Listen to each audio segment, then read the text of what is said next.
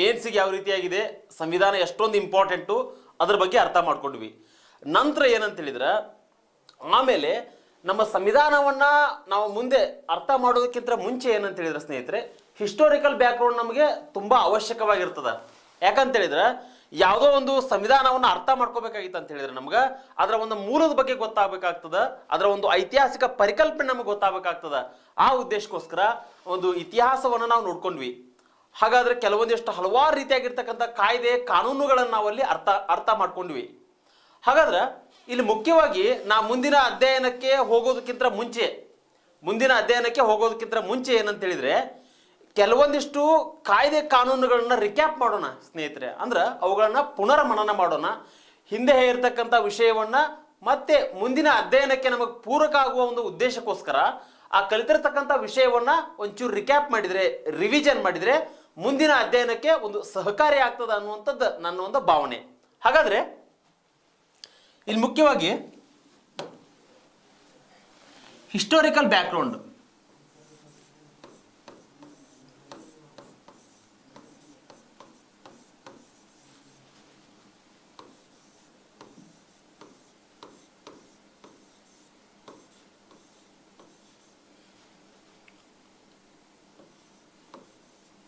Historical background ಬಗ್ಗೆ ತಿಳ್ಕೊಂಡಿವಿ ನಾವು.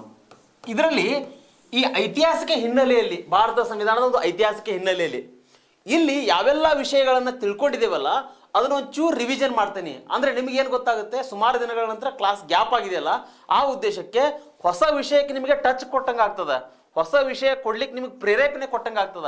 ಆ ಉದ್ದೇಶಕ್ಕೆ ದಯವಿಟ್ಟು ಒಂಚೂರು ಗಮನ ಕೊಟ್ಟು ಈ ಕೆಲವೊಂದಿಷ್ಟು ಪಾಯಿಂಟ್ಸ್ಗಳನ್ನ ನೋಟ್ ಡೌನ್ ಮಾಡ್ಕೊಡ್ರಿ. ಪರೀಕ್ಷೆ ದೃಷ್ಟಿಯಿಂದ ತುಂಬಾ ಅಂದ್ರೆ ತುಂಬಾ ಇಂಪಾರ್ಟೆಂಟ್ ಇದು. ಈ ಕಾನ್ಸ್ಟಿಟ್ಯೂಷನ್ ಹಿಸ್ಟ್ರಿ ಏನಿದೆಯಲ್ಲ ತುಂಬಾ ಪ್ರಶ್ನೆಗಳನ್ನ ಕೇಳಿದ್ದಾರೆ. ಈಗ ನೆಕ್ಸ್ಟ್ ಬರ್ತಕ್ಕಂಥ ಕಾನ್ಸೆಪ್ಟ್ ಅದು ಕೂಡ, ಯಾಕಂದ್ರೆ ಅದು ಕೂಡ ಕಾನ್ಸ್ಟಿಟ್ಯೂಷನ್ ಕೆಲವೊಂದಿಷ್ಟು ಕಾಯ್ದೆಗಳಿದಾವೆ, ಅವು ಕೂಡ ಪರೀಕ್ಷೆ ದೃಷ್ಟಿಯಿಂದ ತುಂಬಾ ಇಂಪಾರ್ಟೆಂಟ್. ಮತ್ತು ಇವುಗಳನ್ನ ಕೇವಲ ಒಂದು ದಿನ ನೀವು ಒಂದು ಪುಸ್ತಕವನ್ನು ಓದಿದ್ರೆ ಅರ್ಥ ಆಗೋದಿಲ್ಲ. ಇದಕ್ಕೊಬ್ಬರು ಮೇಸ್ಟ್ರು ಬೇಕು, ಶಿಕ್ಷಕರು ಬೇಕು. ಆ ಉದ್ದೇಶಕ್ಕೆ ಡಿಯರ್ ಸ್ಟೂಡೆಂಟ್ಸ್ ದಯವಿಟ್ಟು ನೆಗ್ಲೆನ್ಸಿ ಮಾಡಬೇಡ್ರಿ. ಒಂದು ಪೆನ್ನು ಒಂದು ಬುಕ್ ಅನ್ನು ತೆಗೆದುಕೊಳ್ರಿ, ಹೇರ್ತಕ್ಕಂಥ ವಿಷಯವನ್ನ ನೋಟ್ ಡೌನ್ ಮಾಡ್ಕೊಳ್ತಾ ಹೋಗ್ರಿ. ಓಕೆ, ಹಾಗಾದ್ರೆ ಇಲ್ಲಿ ಮುಖ್ಯವಾಗಿ ಏನಂತ ಹೇಳಿದ್ರೆ ನಾವು ನಂಬರ್ 1 1773 ಆಕ್ಟ್, ರೆಗ್ಯುಲೇಟಿಂಗ್ ಆಕ್ಟ್ ಅನ್ನ ನೋಡಿದ್ವಿ ನಾವು. 1773 ಆಕ್ಟ್, ರೆಗ್ಯುಲೇಟಿಂಗ್ ಆಕ್ಟ್.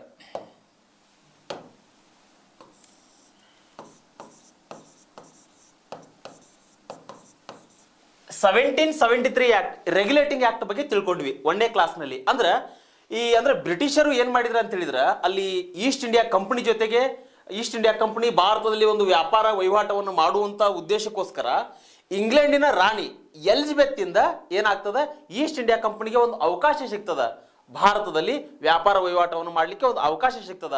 ಅದಾದ್ಮೇಲೆ ಏನಾಗುತ್ತೆ, ಈ ಈಸ್ಟ್ ಇಂಡಿಯಾ ಕಂಪನಿಯವರು ಏನ್ ಮಾಡ್ತಾರೆ, ಈಸ್ಟ್ ಇಂಡಿಯಾ ಕಂಪನಿಯವರು ಹಂತ ಹಂತವಾಗಿ ಭಾರತದ ರಾಜಕೀಯಕ್ಕೆ ಒಂದು ಅವಕಾಶ ದೊರಕ್ತದೆ ಅವರಿಗೆ. ಅದರಲ್ಲಿ ಮುಖ್ಯವಾಗಿ ಪ್ಲಾಸಿಕ್ ಕದನ ಮತ್ತು ಬಕ್ಸಾರ್ ಕದನ. 1757 ಪ್ಲಾಸಿಕ್ ಕದನ ಆಗ್ತದ, 1764 ನಲ್ಲಿ ಬಕ್ಸಾರ್ ಕದನ ಆಗ್ತದೆ. ವೆರಿ ವೆರಿ ಇಂಪಾರ್ಟೆಂಟ್ ಸ್ನೇಹಿತರೆ, ಇದು ಪರೀಕ್ಷೆ ದೃಷ್ಟಿಯಿಂದ ತುಂಬಾ ಇಂಪಾರ್ಟೆಂಟ್. ಒಂಚೂರು ಅವುಗಳನ್ನ ರಿವಿಷನ್ ಮಾಡ್ಕೊಳ್ರಿ. 1757ರಲ್ಲಿ ಪ್ಲಾಸಿಕ್ ಕದನದಲ್ಲಿ ಅಲ್ಲಿಯೂ ಸಹಿತ ಬ್ರಿಟಿಷರು ಜಯವನ್ನು ಗಳಿಸ್ತಾರೆ. ಆಮೇಲೆ 1764ರಲ್ಲಿ, ಇದು ವೆರಿ ಇಂಪಾರ್ಟೆಂಟ್ ಸ್ನೇಹಿತರೆ, ಈ ಕದನದಲ್ಲಿ, ಈ ಒಂದು ಬಕ್ಸಾರ್ ಕದನದಲ್ಲಿ ಬ್ರಿಟಿಷರು ಜಯವನ್ನು ಗಳಿಸ್ತಾರೆ. ಆ ಮೂಲಕವಾಗಿ ಬ್ರಿಟಿಷರಿಗೆ ದಿವಾನಿ ಹಕ್ಕುಗಳು ಸಿಗ್ತವೆ, ಈಸ್ಟ್ ಇಂಡಿಯಾ ಕಂಪನಿಯವರಿಗೆ ದಿವಾನಿ ಹಕ್ಕುಗಳು ಸಿಗ್ತವೆ. ಅಂದ್ರೆ ಬಂಗಾಳ, ಬಿಹಾರ ಮತ್ತೆ ಒರಿಸ್ಸಾ, ಈ 3 ಸ್ಥಳಗಳಲ್ಲಿ ದಿವಾನಿ ಹಕ್ಕುಗಳು ಸಿಗ್ತವೆ. ಅಂದ್ರೆ ದಿವಾನಿ ಹಕ್ಕುಗಳು ಅಂತ ಹೇಳಿದ್ರೆ ಕಂದಾಯವನ್ನ ಸಂಗ್ರಹಣೆ ಮಾಡ್ತಕ್ಕಂಥ ಹಕ್ಕುಗಳಿಗೆ ನಾವು ದಿವಾನಿ ಹಕ್ಕುಗಳು ಅಂತ ಹೇಳ್ತೇವೆ. ಹಾಗಾದ್ರೆ ಈ ರೀತಿಯಾಗಿ ಈಸ್ಟ್ ಇಂಡಿಯಾ ಕಂಪನಿ ಬೆಳವಣಿಗೆ ಆಗ್ತಾ ಬಂತು. ಆಮೇಲೆ ಏನಾಯ್ತು, ಎಲ್ಲೋ ಒಂದ್ ಕಡೆ ಈಸ್ಟ್ ಇಂಡಿಯಾ ಕಂಪನಿಯ ಒಂದು ಕರಪ್ಷನ್ ಆಗಿರ್ಬೋದು, ಜನರಿಗೆ ತೋರ್ತಕ್ಕಂಥ ಕೆಲವೊಂದಿಷ್ಟು ನೀತಿಗಳು ಆಗಿರ್ಬೋದು, ಅವೆಲ್ಲ ಸರಿ ಅನಿಸ್ಲಿಲ್ಲ. ಅವೆಲ್ಲವುಗಳನ್ನ ಗಮನಿಸಿರ್ತಕ್ಕಂತಹ ರಾಣಿ ಎಲಿಜಬೆತ್ ಕೆಲವೊಂದಿಷ್ಟು ಕಾಯ್ದೆಗಳನ್ನ, ಕಾನೂನುಗಳನ್ನ ತರುವುದರ ಮೂಲಕವಾಗಿ ಈಸ್ಟ್ ಇಂಡಿಯಾ ಕಂಪನಿಗೆ ಏನಂತ ಹೇಳಿದ್ರೆ ಲಾಕ್ ಮಾಡುವಂತ ಕೆಲಸ ಮಾಡ್ತಾಳೆ. ಅದರಲ್ಲಿ ಒಂದೇ ಕಾಯ್ದೆ ಯಾವುದು ಅಂತ ಹೇಳಿದ್ರೆ ರೆಗ್ಯುಲೇಟಿಂಗ್ ಆಕ್ಟ್ ಸ್ನೇಹಿತರೆ, ವೆರಿ ವೆರಿ ಇಂಪಾರ್ಟೆಂಟ್. ಈ ರೆಗ್ಯುಲೇಟಿಂಗ್ ಆಕ್ಟ್ ನಲ್ಲಿ ಸಂಕ್ಷಿಪ್ತವಾಗಿ ಈ ಕಾಯ್ದೆಗಳನ್ನು ರಿವಿಷನ್ ಮಾಡ್ತಾ ಹೋಗ್ತೀನಿ. ಈ ರೆಗ್ಯುಲೇಟಿಂಗ್ ಆಕ್ಟ್ ನಲ್ಲಿ ಏನೆಲ್ಲ ಬದಲಾವಣೆಗಳಾಗ್ತದ ಅಂತ ಹೇಳಿದ್ರೆ ಮುಖ್ಯವಾಗಿ ಭಾರತದ ಒಂದು ಕೇಂದ್ರೀಕೃತ ಆಡಳಿತಕ್ಕೆ ಬುನಾದಿ ಹಾಕಿರ್ತಕ್ಕಂಥ ಕಾಯ್ದೆ ಈ ರೆಗ್ಯುಲೇಟಿಂಗ್ ಆಕ್ಟ್ ನಂಬರ್ 1. ಎರಡನೇದು ಏನಂತ ಹೇಳಿದ್ರೆ ಬಂಗಾಳದ ಗವರ್ನರ್ ಜನರಲ್ ಅನ್ನ ಬಂಗಾಳದ ಗವರ್ನರ್ ಜನರಲ್ ಆಗಿ ಮಾಡಲಾಯಿತು. ಹಾಗಾದ್ರೆ ವಾರ್ನ್ ಹೆಸ್ಟಿಂಗು ಬಂಗಾಳದ ಮೊದಲ ಗವರ್ನರ್ ಜನರಲ್ ಆಗಿ ಆಯ್ಕೆ ಆಗ್ತಾನೆ. ಓಕೆ, ಅವಂಗ ಸಹಾಯ ಮಾಡಲಿಕ್ಕೆ 4 ಜನರ ಒಂದು ಎಕ್ಸಿಕ್ಯೂಟಿವ್ ಕೌನ್ಸಿಲ್ ರಚನೆ ಆಗ್ತದ. ನೆಕ್ಸ್ಟ್ ಇನ್ನೊಂದು ಪಾಯಿಂಟು 1774 ನಲ್ಲಿ ಏನಾಗ್ತದ, ಒಂದು ಕಲ್ಕತ್ತಾದಲ್ಲಿ ಸುಪ್ರೀಂ ಕೋರ್ಟ್ ಸ್ಥಾಪನೆ ಆಗ್ತದ. ಓಕೆ, ಆಮೇಲೆ ಇನ್ನೊಂದು ಪಾಯಿಂಟ್ ಏನಂತ ಹೇಳಿದ್ರೆ ಈಸ್ಟ್ ಇಂಡಿಯಾ ಕಂಪನಿ ಇನ್ನು ಮುಂದೆ ಭಾರತೀಯರ ಜನರ ಬಳಿ ಯಾವುದೇ ರೀತಿ ಒಂದು ಉಡುಗೊರೆಯನ್ನು ತೆಗೆದುಕೊಳ್ಳುವಂಗಿಲ್ಲ, ಯಾವುದೇ ರೀತಿ ಹಣವನ್ನು ತೆಗೆದುಕೊಳ್ಳುವಂಗಿಲ್ಲ, ಏನು ಒಟ್ಟು ಭಾರತೀಯರ ಜನರಿಂದ ಏನು ಕೂಡ ಸ್ವೀಕಾರ ಮಾಡುವಂಗಿಲ್ಲ. ಸ್ವೀಕಾರ ಮಾಡಿದ್ರೆ ಅದು ಅಫೆನ್ಸ್ ಆಗ್ತದ. ಓಕೆ, ಈ ಕಾಯ್ದೆ ಮುಖಾಂತರ ಈಸ್ಟ್ ಇಂಡಿಯಾ ಕಂಪನಿಗೆ ಲಾಕ್ ಮಾಡುವಂಥ ಕೆಲಸ ರಾಣಿ ಮಾಡ್ತಾಳೆ. ಇದಾದ್ಮೇಲೆ ಇನ್ನೊಂದು ಕಾಯ್ದೆ ಯಾವುದಂತ ಹೇಳಿದ್ರೆ 1784 ಫಿಟ್ಸ್ ಇಂಡಿಯಾ ಕಾಯ್ದೆ. ಈ ಕಾಯ್ದೆಯನ್ನು ಜಾರಿಗೆ ತಂದವರು ಯಾರು ಅಂತ ಹೇಳಿದ್ರೆ ಬ್ರಿಟನ್ನ youngest prime minister William fits ಅಂತೇಳಿ. ಈ ಕಾಯ್ದೆಯಲ್ಲಿ ಏನೆಲ್ಲ ಅಂಶಗಳಾಗ್ತಾವ ಅಂತ ಹೇಳಿದ್ರೆ ಸ್ನೇಹಿತರೆ, ಬ್ರಿಟಿಷ್ ಈಸ್ಟ್ ಇಂಡಿಯಾ ಕಂಪನಿ ಏನು ಮಾಡುತ್ತೆ ಅಂತ ಹೇಳಿದ್ರೆ ಈ ಒಂದು 1784ರ ಒಂದು ಫಿಟ್ಸ್ ಇಂಡಿಯಾ ಕಾಯ್ದೆಯಲ್ಲಿ ಹಲವಾರು ರೀತಿಯಾಗಿರ್ತಕ್ಕಂಥ ಬದಲಾವಣೆಗಳನ್ನ ತರ್ತದ. ಅಂದ್ರೆ ಇಲ್ಲಿ ಮುಖ್ಯವಾಗಿ ರಾಜಕೀಯ ಮತ್ತು ವಾಣಿಜ್ಯ ಚಟುವಟಿಕೆಗಳನ್ನ ಬೇರ್ಪಡಿಸ್ತದ. ಆ ಮೂಲಕವಾಗಿ ಇಂಗ್ಲೆಂಡ್ನಲ್ಲಿರ್ತಕ್ಕಂತಹ ರಾಣಿಯ ಒಂದು ಚಕ್ರವರ್ತಿಯ ಒಂದು ಆಡಳಿತದ ಒಂದು ಹೊಣೆಗಾರಿಕೆ ಸ್ಟಾರ್ಟ್ ಆಗ್ತದೆ ಸ್ನೇಹಿತರೆ. ಆ ಮೂಲಕವಾಗಿ ಏನಾಗುತ್ತೆ ಅಂತ ಹೇಳಿದ್ರೆ ಇಲ್ಲಿ COD ಅಂತ ಹೇಳಿ ಇಂಟ್ರೊಡ್ಯೂಸ್ ಆಗ್ತದೆ. ಇದ್ರ ಬಗ್ಗೆ ಹೇಳಿದೆ ನಾನು.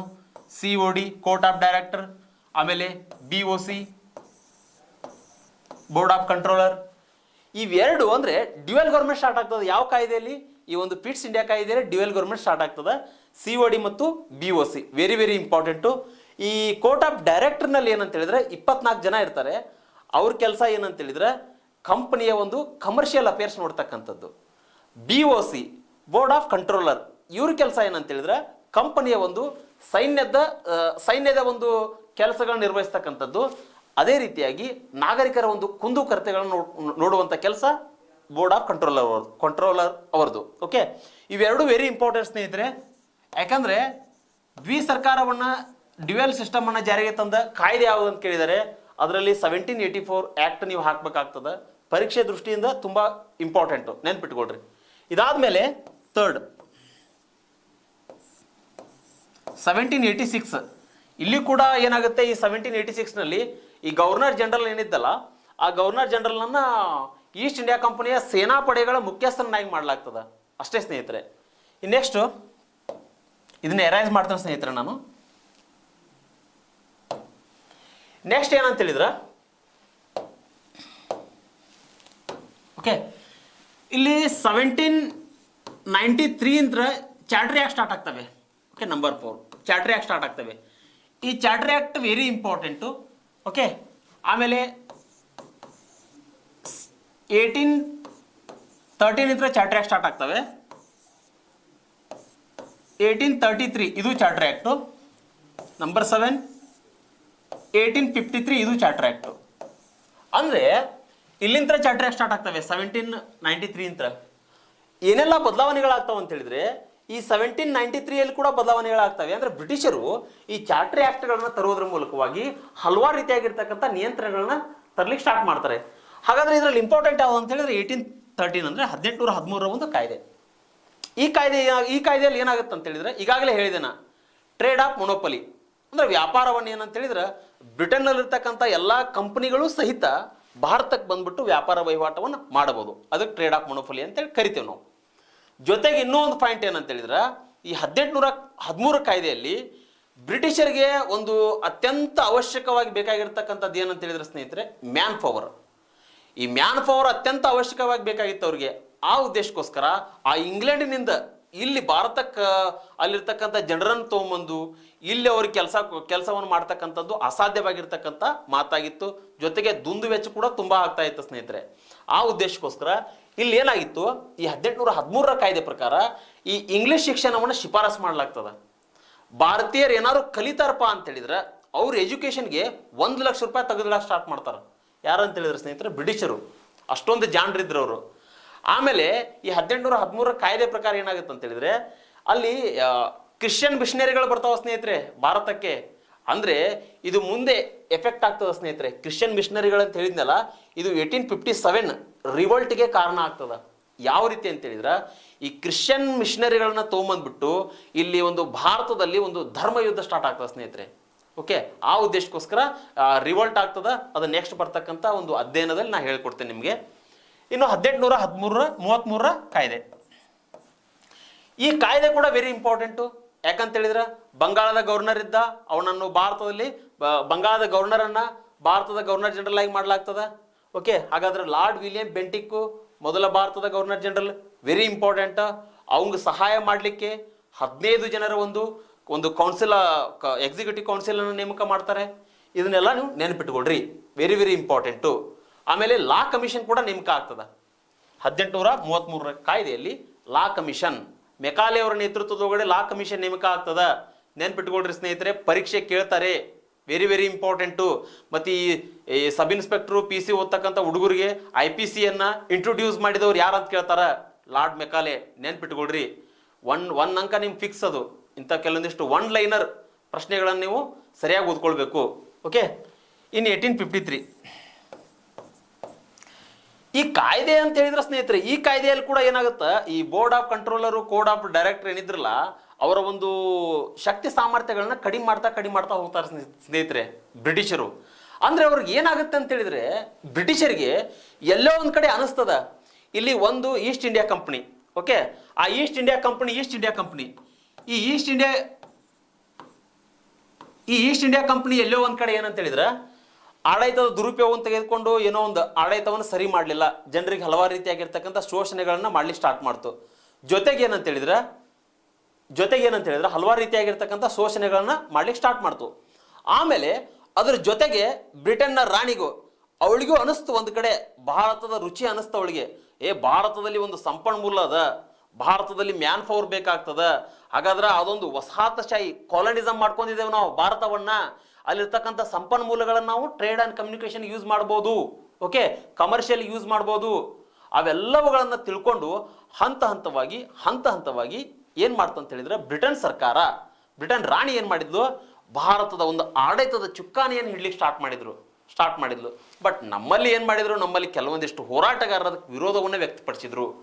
ಯಾವ ರೀತಿಯಾಗಿ ಕಾಯ್ದೆ ಕಾನೂನುಗಳನ್ನು ಆ ರಾಣಿ ತರ್ತಾ ಹೋಗ್ತಾಳಲ್ಲ, ಆ ಕಾಯ್ದೆ ಕಾನೂನುಗಳಲ್ಲಿ ದೋಷಗಳನ್ನು ಕಂಡುಹಿಡಿದು ಅದರಲ್ಲಿ ಆ ನೆಕ್ಸ್ಟ್ ಬರ್ತಕ್ಕಂಥ ಕಾಯ್ದೆಗಳಲ್ಲಿ ಸುಧಾರಣೆ ತರ್ತಕ್ಕಂಥ ಕೆಲಸವನ್ನ ಬ್ರಿಟನ್ ಸರ್ಕಾರ ಮಾಡ್ತು. ಆದರೆ ಆ ಕಾಯ್ದೆ ಕಾನೂನುಗಳನ್ನು ಜಾರಿಗೆ ತಂದ್ರೂ ಸಹಿತ ನಮ್ಮ ಭಾರತೀಯರಿಗೆ ಒಂದು ರೆಸ್ಪಾನ್ಸಿಬಿಲಿಟಿ ಗೌರ್ಮೆಂಟ್ ಬೇಕಾಗಿತ್ತು. ಅಂದ್ರೆ ಜವಾಬ್ದಾರಿಯುತವಾಗಿರ್ತಕ್ಕಂತಹ ಒಂದು ಸರ್ಕಾರ ಬೇಕಾಗಿತ್ತು. ಆ ಉದ್ದೇಶಕ್ಕೋಸ್ಕರ ಆ ರಾಣಿ ತಂದಿರತಕ್ಕಂಥ ಕಾಯ್ದೆ ಕಾನೂನುಗಳನ್ನ ವಿರೋಧಿಸ್ತಾ ಬಂದ್ರು. ಇಲ್ಲಿ 1853ರಲ್ಲಿ ಏನಾಗುತ್ತೆ, ಪಾರ್ಲಿಮೆಂಟರಿ ಸಿಸ್ಟಮ್ ಇಂಟ್ರೊಡ್ಯೂಸ್ ಆಗ್ತದೆ ನಮ್ಮಲ್ಲಿ. ಅಂದ್ರೆ ಸಂಸದೀಯ ಒಂದು ಸರ್ಕಾರ ವ್ಯವಸ್ಥೆ ಇಂಟ್ರೊಡ್ಯೂಸ್ ಆಗ್ತದೆ. ಇಷ್ಟಕ್ಕೊಂದು ನಾನು ಈ ಹಿಂದ್ಗಡೆ ಹೇರ್ತಕ್ಕಂಥ ಒಂದು ತರಗತಿಯಲ್ಲಿ ಕೆಲವೊಂದಿಷ್ಟು ವಿಚಾರಗಳನ್ನ ಒಂದು ಶಾರ್ಟ್ ಆಗಿ ರಿವಿಷನ್ ಮಾಡುವಂತ ಕೆಲಸ ಮಾಡಿದ್ದೀನಿ.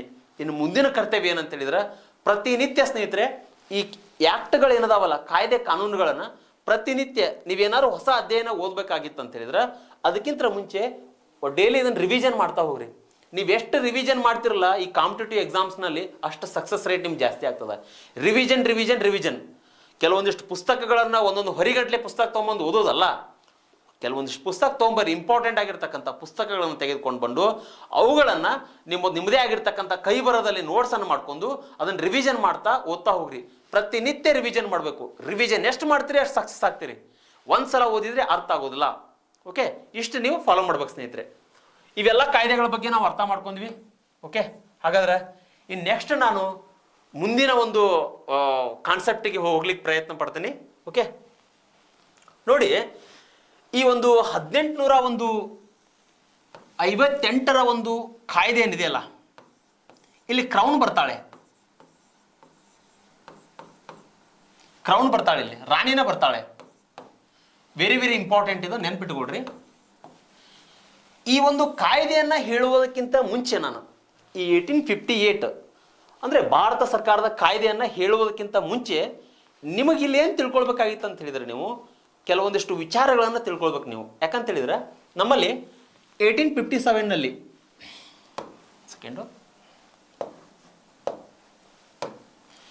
1857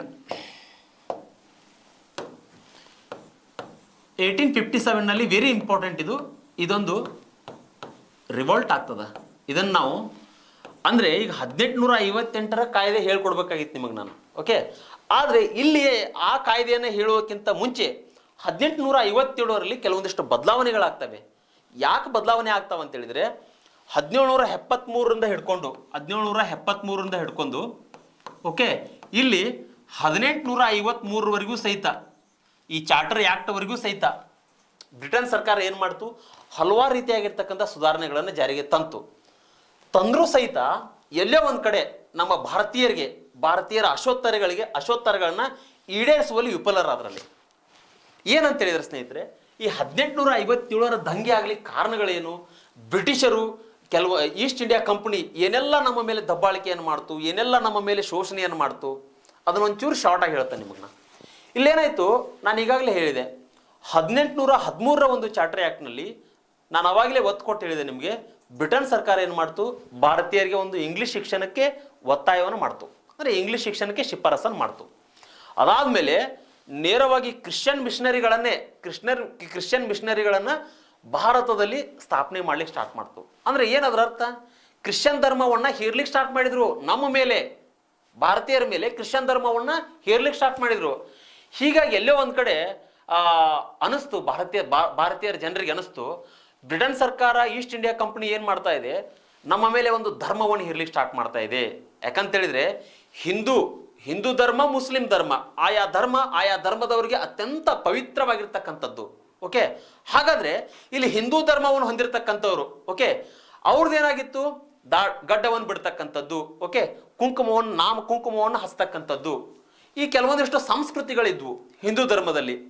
ಅದೇನಾಯ್ತು, ಈ ಈಸ್ಟ್ ಇಂಡಿಯಾ ಕಂಪನಿ ಬಂದ ನಂತರ ಏನಾಗಿತ್ತು, ಆ ಗಡ್ಡವನ್ನು ತೆಗೆಸ್ತಕ್ಕಂಥದ್ದು, ಜೊತೆಗೆ ಆ ಕುಂಕುಮವನ್ನು ಅಳಿಸ್ತಕ್ಕಂಥದ್ದು, ಜೊತೆಗೆ ಈ ಒಂದು ಅಲ್ಲಿರ್ತಕ್ಕಂಥ ಭಾರತೀಯ ಸೈನಿಕರನ್ನ ಬೇರೆ ದೇಶಕ್ಕೆ ಕರ್ಕೊಂಡು ಹೋಗ್ತಾ ಇದ್ರು, ಒಂದು ಹಡಗಿನ ಮುಖಾಂತರ ಕರ್ಕೊಂಡು ಹೋಗ್ತಾ ಇದ್ರು. ಓಕೆ, ಹೀಗಾಗಿ ಇವೆಲ್ಲೋ ಒಂದು ಕಡೆ ಅಂದ್ರೆ ನಮ್ಮ ಭಾರತದ ಒಂದು ಧರ್ಮದಲ್ಲಿ ಏನಿತ್ತು ಹೇಳಿದ್ರೆ, ಒಂದು ಹಡಗಿನಿಂದ ಬೇರೆ ಒಂದು ದೇಶಕ್ಕೆ ಹೋಗ್ಬಿಟ್ರೆ ನಮ್ಮ ಧರ್ಮ ಕೆಟ್ಟು ಹೋಗ್ತಿತ್ತು, ನಮ್ಮ ಧರ್ಮ ಭ್ರಷ್ಟ ಆಗ್ತಾ ಇತ್ತು. ಓಕೆ, ಇವೆಲ್ಲ ಕಾರಣದಿಂದ ಏನಾಯ್ತು ಅಂತ ಹೇಳಿದ್ರೆ, ಎಲ್ಲೋ ಒಂದ್ ಕಡೆ ಭಾರತೀಯರ ಒಂದು ಧರ್ಮದಲ್ಲಿ ಬ್ರಿಟಿಷರು ಹಸ್ತಕ್ಷೇಪವನ್ನು ಮಾಡ್ಲಿಕ್ಕೆ ಸ್ಟಾರ್ಟ್ ಮಾಡಿದ್ರು. ಅವ್ರು ಈಗಾಗಲೇ ಹೇಳಿದ್ರು, ನಾವಿಲ್ಲಿ ಟ್ರೇಡ್ ಅಂಡ್ ಕಮ್ಯುನಿಕೇಶನ್ ಅನ್ನು ಮಾಡಿದ್ರೂ ಸಹಿತ ಯಾವುದೇ ಕಾರಣಕ್ಕೂ ಭಾರತದ ಒಂದು ಧರ್ಮದಲ್ಲಿ ನಾವು ಕೈ ಹಾಕೋದಿಲ್ಲ, ಅವ್ರ ಧರ್ಮದಲ್ಲಿ ಹಸ್ತಕ್ಷೇಪ ಮಾಡೋದಿಲ್ಲ ಅಂತೇಳಿ ಹೇಳಿದರು. ಬಟ್ ಅವ್ರ ಬುದ್ಧಿ ಬಿಡ್ಲಿಲ್ಲ ಸ್ನೇಹಿತರೆ, ಬ್ರಿಟಿಷರು ತಮ್ಮ ಬುದ್ಧಿ ಬಿಡ್ಲಿಲ್ಲ. ಅವರು ನಮ್ಮ ಧರ್ಮದಲ್ಲಿ ಹಸ್ತಕ್ಷೇಪವನ್ನು ಮಾಡಿದ್ರು. ಆ ಧರ್ಮ ಅಂದ ತಕ್ಷಣ ನಮ್ಮ ಒಂದು ಏನೋ ಗೊತ್ತಿಲ್ಲ, ಎಲ್ಲಾ ಧರ್ಮದವರಿಗೂ ಆಯಾ ಧರ್ಮಗಳು ಪವಿತ್ರವಾಗಿರ್ತಕ್ಕಂಥದ್ದು. ಹೀಗಾಗಿ ಈ 1857ರ ಕಾಯ್ದೆಗೆ ಒಂದು ತತ್ಕ್ಷಣ ಕಾರಣ ಆಗ್ತದೆ ಸ್ನೇಹಿತರೆ.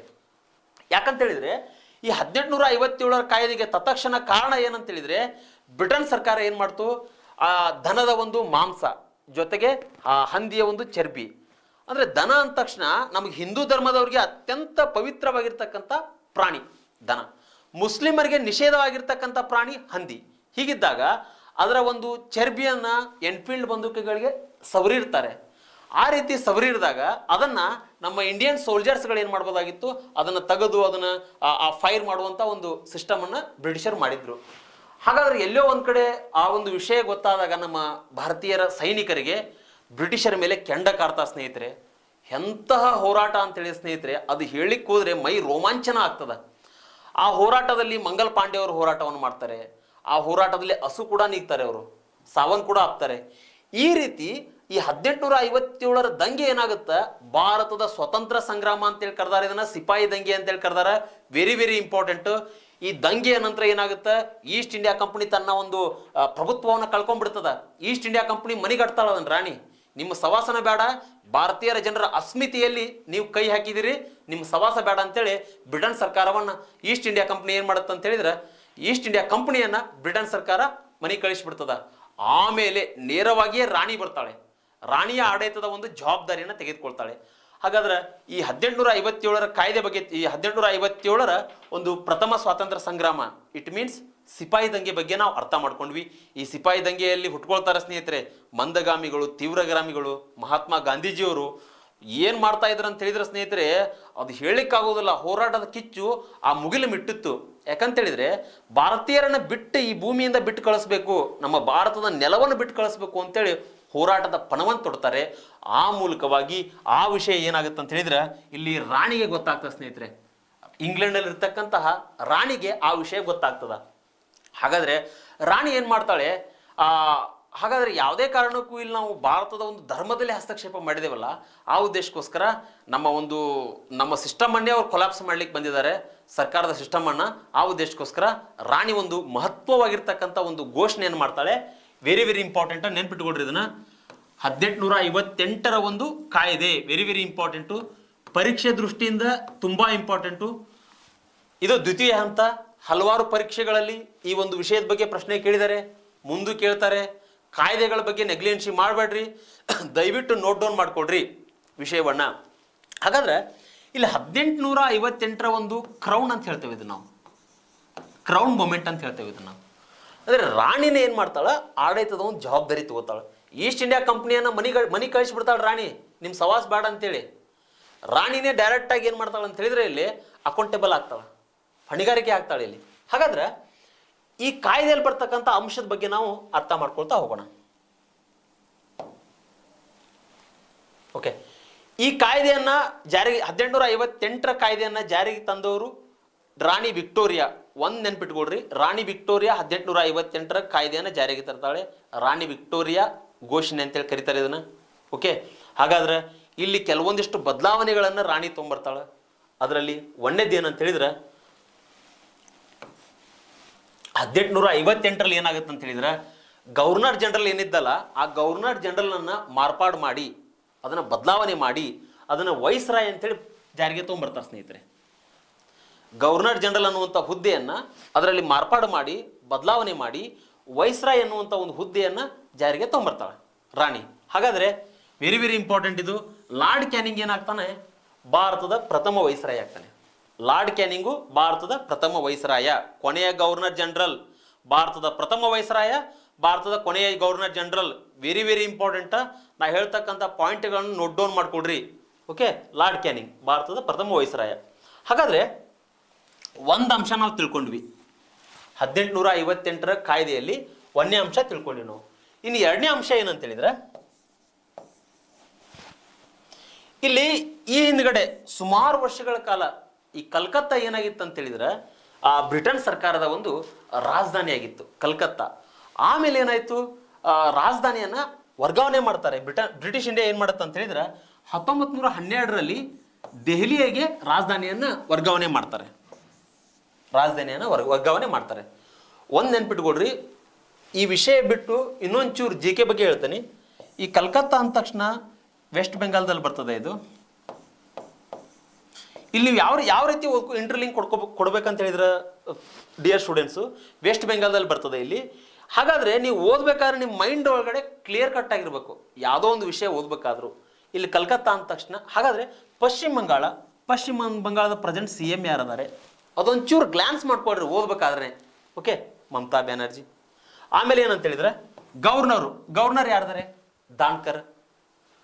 ಹಾಗಾದ್ರೆ ಈ ಕಲ್ಕತ್ತಾ ಇಟ್ ಮೀನ್ಸ್ ಯಾವುದು ಪಶ್ಚಿಮ ಬಂಗಾಳ ಈ ಐತಿಹಾಸಿಕ ದೃಷ್ಟಿಯಿಂದ ಎಷ್ಟೊಂದು ಮಹತ್ವಪೂರ್ಣವಾಗಿದೆ, ಏನೆಲ್ಲ ಬದಲಾವಣೆಗಳಾಗ್ತಾ ಇದ್ದಾವೆ, ಅವುಗಳನ್ನ ಈ ವಿಷಯ ಓದ್ಬೇಕಾದ್ರೆ ಒಂಚೂರು ಗ್ಲಾನ್ಸ್ ಮಾಡ್ಕೊಡ್ರಿ. ಒಂಚೂರು ಅವುಗಳನ್ನ ಗ್ಲಾನ್ಸ್ ಮಾಡ್ಕೊಂಡ್ರೆ ಏನಾಗುತ್ತೆ ನಿಮ್ಗೆ, ಆ ವಿಷಯ ನಿಮ್ಗೆ ಅದ್ರ ಜೊತೆಗೆ ಇನ್ನೊಂದು ವಿಷಯ ಕೂಡ ಕಲಿತೀರಿ, ನೀವು ಇಂಟರ್ಲಿಂಕ್ ಮಾಡ್ಕೊಂಡು ಕಲಿತೀರಿ. ಓಕೆ, ಇಂಥ ವಿಷಯಗಳನ್ನ ನೆನ್ಪಿಟ್ಕೊಡ್ರಿ. ಇನ್ನು ದೆಹಲಿ, ಕಲ್ಕತ್ತಾದಿಂದ ದೆಹಲಿಗೆ ರಾಜಧಾನಿಯನ್ನ ಮಾಡ್ತಾರೆ ಬ್ರಿಟಿಷರು. ದೆಹಲಿ ಅಂದ ತಕ್ಷಣ ನೋಡ್ರಿ ಇಲ್ಲೇ ವೆರಿ ಇಂಪಾರ್ಟೆಂಟು. ಕೇಂದ್ರಾಡಳಿತ ಪ್ರದೇಶಗಳು ಎಷ್ಟದಾವ, 8 ಅದಾವ. 8ರಲ್ಲಿ ದೆಹಲಿ ಕೂಡ ಒಂದು. ಓಕೆ, ಹಾಗಾದ್ರೆ ಇಲ್ಲಿ 69 ಅಮೆಂಡ್ಮೆಂಟ್ ಏನ್ ಮಾಡ್ತದ, ದೆಹಲಿ ಬಗ್ಗೆ ಹೇಳ್ತದ. 69 ಅಮೆಂಡ್ಮೆಂಟು ದೆಹಲಿ ಬಗ್ಗೆ ಹೇಳ್ತದ. ಇಂಥ ವಿಚಾರಗಳನ್ನ ನೆನ್ಪಿಟ್ಕೊಡ್ರಿ. ಯಾಕಂತ ಹೇಳಿದ್ರೆ 69ನೇ ತಿದ್ದುಪಡಿ ದೆಹಲಿಗೆ ಸಂಬಂಧಪಟ್ಟಿದೆ, ಪರೀಕ್ಷೆಯಲ್ಲಿ ಕೇಳ್ತಾರೆ. ಯಾಕಂದ್ರೆ ಭಾರತದ ರಾಜಧಾನಿ ದೆಹಲಿ ಆಗಿರೋದರಿಂದ ದೆಹಲಿ ಕೂಡ ಐತಿಹಾಸಿಕ ದೃಷ್ಟಿಯಿಂದ ತುಂಬಾ ಇಂಪಾರ್ಟೆಂಟು. ದೆಹಲಿಯನ್ನು ಸ್ಥಾಪನೆ ಮಾಡಿದವರು ಟೋಮರರು.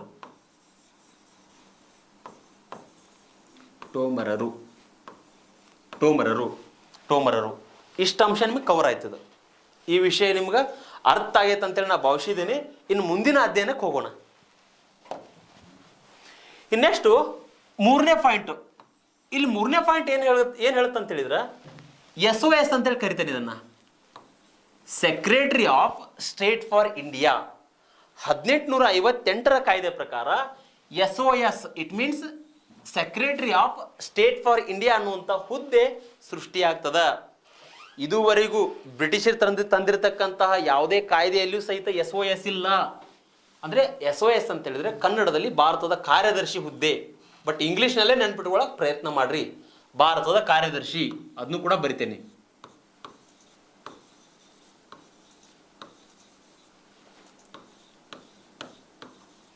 ಭಾರತದ ಕಾರ್ಯದರ್ಶಿ. ಓಕೆ, ನೆನ್ಪಿಟ್ಕೊಡ್ರಿ. ಈ SOS secretary of state for India ಅನ್ನುವಂಥ ಹುದ್ದೆಯನ್ನ ಸೃಷ್ಟಿ ಮಾಡ್ತಾರೆ 1858ರ ಕಾಯ್ದೆಯಲ್ಲಿ. ಹಾಗಾದ್ರೆ ಭಾರತದ ಮೊದಲ ಕಾರ್ಯದರ್ಶಿ ಯಾರು? Lord Stanley. Very very important, ಇದು ಪರೀಕ್ಷೆಯಲ್ಲಿ ಕೇಳಿದ್ದಾರೆ, ಮುಂದೂ ಕೇಳ್ತಾರೆ. ಭಾರತದ ಮೊದಲ ಕಾರ್ಯದರ್ಶಿ ಯಾರು? SOS ಅಂತ ಕೇಳಿದಾಗ ಲಾರ್ಡ್ ಸ್ಟ್ಯಾನ್ಲಿ. ನೆನಪಿಟ್ಕೊಡ್ರಿ. ಯಾಕಂತೇಳಿದ್ರೆ SOS ಮುಂದೆ ರದ್ದಾಗ್ತದೆ, ಬಟ್ ಈ SOS ಅನ್ನ ಜಾರಿಗೆ ತಂದಿರತಕ್ಕಂತಹ ಕಾಯ್ದೆ ಯಾವುದು ಅಂತ ಪ್ರಶ್ನೆ ಕೇಳಿದ್ರೆ ನಿಮ್ಗೆ 1858ರ ಕಾಯ್ದೆ ಅಂತ ಹೇಳ್ಬೇಕು, ನೀವು ನೆನ್ಪಿಟ್ಕೊಳ್ಬೇಕು. ಓಕೆ, ಇದು ಅರ್ಥ ಆಯ್ತು ಅಂತೇಳಿ ನಾನು ಭಾವಿಸ್ತೇನೆ. ಇನ್ನು 4ನೇ ಪಾಯಿಂಟು, ಇಲ್ಲಿ ನಾನು ಆವಾಗಲೇ ನಿಮ್ಗೆ ಹೇಳಿದೆ, ನಾನು 1784 ಏನಾಗಿತ್ತು ಅಂತ ಹೇಳಿದ್ರೆ ಇಲ್ಲಿ ಬೋರ್ಡ್ ಆಫ್ ಕಂಟ್ರೋಲರ್ BOC, ಆಮೇಲೆ ಇನ್ನೊಂದು ಏನಂತ ಹೇಳಿದ್ರೆ court of director COD, dual system ಅನ್ನ ಜಾರಿಗೆ ತಗೊಂಡ್ಬಂದಿದ್ರು. ಯಾವಾಗ? 1784ರ ಒಂದು ಕಾಯ್ದೆಯಲ್ಲಿ. ಓಕೆ, 1784ರ ಒಂದು ಫಿಟ್ಸ್ ಇಂಡಿಯಾ ಕಾಯ್ದೆಯಲ್ಲಿ ಡ್ಯುಯಲ್ ಸಿಸ್ಟಮ್ ಅನ್ನ ಬ್ರಿಟಿಷರು ಜಾರಿಗೆ ತಗೊಂಡ್ಬಂದಿದ್ರು. ಅದರಲ್ಲಿ ಬೋರ್ಡ್ ಆಫ್ ಕಂಟ್ರೋಲರ್ ಮತ್ತೆ ಕೋರ್ಟ್ ಆಫ್ ಡೈರೆಕ್ಟರ್ಗಳನ್ನ ಜಾರಿಗೆ ತಗೊಂಡ್ಬಂದಿದ್ರು. ಅಂದ್ರೆ ಇವರು 24 ಜನ ಇರ್ತಾರೆ, ಇವರು 6 ಜನ ಇರ್ತಾರೆ.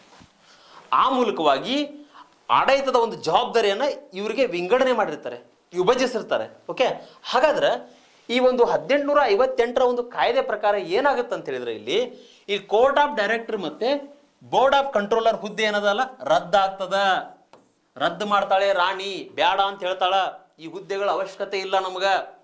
ಅವಾಗ ತಂದಿದ್ರು, ಅವಾಗ ಅವಶ್ಯಕತೆ ಇತ್ತು, ಬಟ್ ಇವಾಗ ಅವಶ್ಯಕತೆ ಇಲ್ಲ. ಯಾಕಂತ ಹೇಳಿದ್ರೆ ಭಾರತೀಯರ ಒಂದು ಪ್ರತಿಭಟನೆ, ಹಿಂದ್ಗಡೆ ಪ್ರತಿಭಟನೆ ಸ್ಟಾರ್ಟ್ ಮಾಡಿದ್ದಾರೆ ಇಂಡಿಯನ್ಸು ಭುಗಿಲೆದ್ದಿದ್ದಾರೆ. ಹೋರಾಟದ ಒಂದು ಪಾತ್ರ ತುಂಬಾ ಇದೆ. ಆ ಉದ್ದೇಶಕ್ಕೋಸ್ಕರ ರಾಣಿ ಕೆಲವೊಂದಿಷ್ಟು ಬದಲಾವಣೆಗಳನ್ನು ಮಾಡ್ಲಿಕ್ಕೆ ಸ್ಟಾರ್ಟ್ ಮಾಡ್ತಾಳೆ. ಕೋರ್ಟ್ ಆಫ್ ಡೈರೆಕ್ಟರ್ ಮತ್ತೆ ಬೋರ್ಡ್ ಆಫ್ ಕಂಟ್ರೋಲರ್ 2 ಹುದ್ದೆಗಳು ರದ್ದಾಗ್ತವೆ. ಆ 2 ಹುದ್ದೆಗಳನ್ನು ಇಂಟ್ರೊಡ್ಯೂಸ್ ಮಾಡಿರ್ತಕ್ಕಂಥ ಕಾಯ್ದೆ ನೆನ್ಪಿಟ್ಕೊಳ್ರಿ, 1784ರ ಫಿಟ್ಸ್ ಇಂಡಿಯಾ ಕಾಯ್ದೆ. ಇದು ನಿಮ್ಗೆ ಅರ್ಥ ಆಯ್ತು ಅಂತೇಳಿ ಭಾವಿಸಿದ್ದೇನೆ. ನೆಕ್ಸ್ಟ್, ಈ 1858ರ ಒಂದು ಆಕ್ಟ್, ಈ ಆಕ್ಟ್ ಆದ ನಂತರ ಏನಾಗುತ್ತೆ ಅಂತ ಹೇಳಿದ್ರೆ ಇನ್ನೂ ಕೆಲವೊಂದಿಷ್ಟು ಬ್ರಿಟಿಷರು ಬದಲಾವಣೆಗಳನ್ನ ತರಲಿಕ್ಕೆ ಪ್ರಯತ್ನ ಮಾಡ್ತಾರೆ. ಅದರಲ್ಲಿ ಭಾರತದ ಕೌನ್ಸಿಲ್ ಕಾಯ್ದೆಗಳಂತೇಳಿ ನಾವು ಕರಿತೀವಿ. ನೆನ್ಪಿಟ್ಕೊಳ್ರಿ, ಈ ಒಂದು ಕಾಯ್ದೆಗಳ ಬಗ್ಗೆ KS ಮೇನ್ಸ್ಗೆ ಪ್ರಶ್ನೆ ಕೇಳ್ತಾರೆ. ಕೌನ್ಸಿಲ್ ಕಾಯ್ದೆಗಳ ಬಗ್ಗೆ ಟಿಪ್ಪಣಿ ಬರೆಯಿರಿ ಅಂತ ಕೇಳ್ತಾರೆ. ಓಕೆ, 1919ರ ಕಾಯ್ದೆ ಬಗ್ಗೆ ಕೇಳ್ತಾರೆ. ಅವೆಲ್ಲವುಗಳನ್ನು ನೀವು ಏನು ಮಾಡ್ಬೇಕಂತ ಹೇಳಿದ್ರೆ ಈ ಪಾಯಿಂಟ್ಸ್ಗಳನ್ನ ಮಾಡಿದಾಗ, ವಿಷಯವನ್ನು ಅರ್ಥ ಮಾಡ್ಕೊಂಡಾಗ ನೀವು ಅವುಗಳನ್ನು ವಿಮರ್ಶೆ ಮಾಡ್ತಕ್ಕಂಥ ಒಂದು ಚಾಕಚಕ್ಯತೆ ನಿಮ್ಮಲ್ಲಿ ಬರ್ತದ. ಓಕೆ, ಆ ಉದ್ದೇಶಕ್ಕೋಸ್ಕರ ಒಂಚೂರು ಗಮನ ಕೊಡ್ರಿ, ದಯವಿಟ್ಟು ನೆಗ್ಲಿಜೆನ್ಸಿ ಮಾಡಬೇಡ್ರಿ. ನಿಮ್ಮ ಕಡೆ ಒಂದು ಪೆನ್ನು ಒಂದು ಬುಕ್ಕು ನಿಮ್ಮ ಹತ್ರ ಇರಲಿ. ಹೇಳ್ತಕ್ಕಂಥ ವಿಷಯವನ್ನ ಸರಿಯಾಗಿ ನೋಟ್ ಡೌನ್ ಮಾಡ್ಕೊತ ಹೋಗ್ರಿ. ಈ 1 ತಾಸನ್ನ ನೀವೇನು ಮಾಡಬೇಕು, ಯುಟಿಲೈಸ್ ತಗೊಳ್ಬೇಕು. ಎಷ್ಟು ನೀವು ಯುಟಿಲೈಸ್ ತಗೋತಿರಲ್ಲ ಅಷ್ಟು ನಿಮ್ಗೆ ಅನುಕೂಲ ಆಗ್ತದ. ಓಕೆ, ಇನ್ನು ಭಾರತದ ಕೌನ್ಸಿಲ್ ಕಾಯ್ದೆ, ಇದು ಕೂಡ ಇಂಪಾರ್ಟೆಂಟು. ಇದು 1861ರ ಭಾರತ ಕೌನ್ಸಿಲ್ ಕಾಯ್ದೆ ಅಂತ ಹೇಳ್ತೇವೆ ಇದನ್ನು.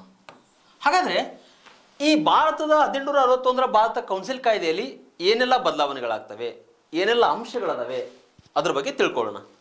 ನಂಬರ್ 1, ವೈಸ್ರಾಗಿರ್ತಕ್ಕಂಥ Lord Canning secretary of state for India ಆಗಿರ್ತಕ್ಕಂಥ ಚಾರ್ಲ್ಸ್ ವುಡ್ ಅವರು ಈ ಕಾಯ್ದೆಯನ್ನು ಜಾರಿಗೆ ತಗೊಂಡ್ಬರ್ತಾರೆ. ಕೆಲವೊಂದಿಷ್ಟು ಪುಸ್ತಕಗಳಲ್ಲೆಲ್ಲ ಅದಕ್ಕೆ ನೋಟ್ ಡೌನ್ ಮಾಡ್ಕೊಡ್ರಿ. ಈ ಕಾಯ್ದೆ ಯಾರು ಜಾರಿಗೆ ತಗೊಂಡ್ಬರ್ತಾರೆ ಅಂತ ಹೇಳಿದ್ರೆ viceroy Lord Canning SOS secretary of state ಆಗಿರ್ತಕ್ಕಂತಹ ಚಾರ್ಲ್ಸ್ ವುಡ್ ಅವರು ಈ ಕಾಯ್ದೆನ ಜಾರಿಗೆ ತಗೊಂಡ್ಬರ್ತಾರೆ. ಯಾವ ಕಾಯ್ದೆ? 1861ರ ಭಾರತದ ಕೌನ್ಸಿಲ್ ಕಾಯ್ದೆ. ಓಕೆ, ನೆಕ್ಸ್ಟ್, ಈ ಕಾಯ್ದೆಯಲ್ಲಿ ಏನೆಲ್ಲ ಬದಲಾವಣೆಗಳಾಗ್ತವೆ ನೆನ್ಪಿಟ್ಕೊಳ್ರಿ. ನಾ ಯಾಕೆ ಇದನ್ನು ಒತ್ತು ಕೊಟ್ಟು ಹೇಳ್ತಾ ಇದ್ದೇನೆ ಅಂತ ಹೇಳಿದ್ರೆ ಇಲ್ಲಿ ಬ್ರಿಟಿಷರಿಗೆ ಭಾರತೀಯರು ಹೋರಾಟದ ಕಿಚ್ಚನ್ನು ಮುಟ್ಟಿಸ್ತಾ ಇದ್ದಾರೆ. ಹೋರಾಟದ ಕಿಚ್ಚನ್ನು ಮುಟ್ಟಿಸ್ತಾ ಇದ್ದಾರೆ, ನೀವು ಈ ದೇಶವನ್ನು ಬಿಟ್ಟು ತೊಲಗಿರಿ ಅಂತ ಇದ್ದಾರೆ. ಆ ಉದ್ದೇಶಕ್ಕೋಸ್ಕರ ಬ್ರಿಟನ್ ಸರ್ಕಾರ ಬದಲಾವಣೆಗಳನ್ನು ತರಲಿಕ್ಕೆ ಪ್ರಯತ್ನ ಮಾಡ್ತಾ ಇದೆ. ಹಾಗಾದ್ರೆ ಈ ಕಾಯ್ದೆಯಲ್ಲಿ ಏನು ಇಂಪಾರ್ಟೆಂಟ್ ಅಂತ ಹೇಳಿದ್ರೆ, ಈ ಹಿಂದ್ಗಡೆ ಸೆಂಟ್ರಲೈಸೇಷನ್ ಇತ್ತು, ಸೆಂಟ್ರಲೈಸೇಷನ್ ಕೇಂದ್ರೀಕರಣ ಇತ್ತು.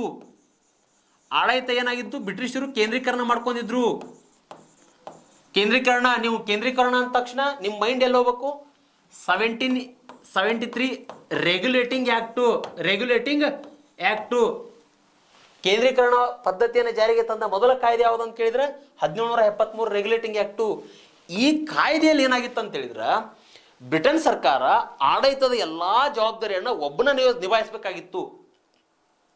ಅಂದ್ರೆ ಆಡಳಿತ ವ್ಯವಸ್ಥೆಯಲ್ಲಿ ಕೇಂದ್ರೀಕರಣ ಅಂತ ಹೇಳಿದ್ರೆ ಆಡಳಿತದ ಜವಾಬ್ದಾರಿಯನ್ನು ಒಬ್ಬನ ಕಡೆನೇ ಇರ್ತದೆ. ವಿಕೇಂದ್ರೀಕರಣ ಅಂತ ಹೇಳಿದ್ರೆ ಆಡಳಿತದ ಒಂದು ಜವಾಬ್ದಾರಿಯನ್ನು ಹಂತ ಹಂತವಾಗಿ ಹಂಚಲ್ಪಟ್ಟಿರ್ತದೆ. ಓಕೆ, ಆದರೆ ಈ ಒಂದು 1861 ಭಾರತ ಕೌನ್ಸಿಲ್ ಕಾಯ್ದೆಯಲ್ಲಿ ಏನಾಗುತ್ತೆ ಅಂತ ಹೇಳಿದ್ರೆ, ಈ ಕೇಂದ್ರೀಕರಣ ವ್ಯವಸ್ಥೆಯಿಂದ ಭಾರತೀಯರು ಬೇಸತ್ ಬಿಟ್ಟಿದ್ರು, ಭಾರತೀಯರಿಗೆ ಬೇಸರ ಆಗಿಬಿಟ್ಟಿತ್ತು ಇವ್ರ ಸವಾಸ. ಆ ಉದ್ದೇಶಕ್ಕೋಸ್ಕರ ಭಾರತೀಯರು ಏನು ಬೇಡಿಕೆ ಸ್ಟಾರ್ಟ್ ಮಾಡಿದ್ರು, ನಮಗೆ ಡಿಸೆಂಟ್ರಲೈಸೇಷನ್ ಬೇಕು, ವಿಕೇಂದ್ರೀಕರಣ ಬೇಕಂತೇಳಿ ಬಯಸ್ಲಿಕ್ಕೆ ಸ್ಟಾರ್ಟ್ ಮಾಡಿದ್ರು. ಆಡಳಿತ ವ್ಯವಸ್ಥೆಯನ್ನು ನೀವು ಬದಲಾವಣೆ ಮಾಡಬೇಕು, ವಿಕೇಂದ್ರೀಕರಣ ಮಾಡ್ಬೇಕಂತೇಳಿ ಸ್ಟಾರ್ಟ್ ಮಾಡಿದ್ರು. ಅದರ ಪ್ರಯತ್ನದ ಫಲವಾಗಿ ಏನಾಗುತ್ತೆ ಅಂತ ಹೇಳಿದ್ರೆ, ಇಲ್ಲಿ ಲಾ ಮೇಕಿಂಗ್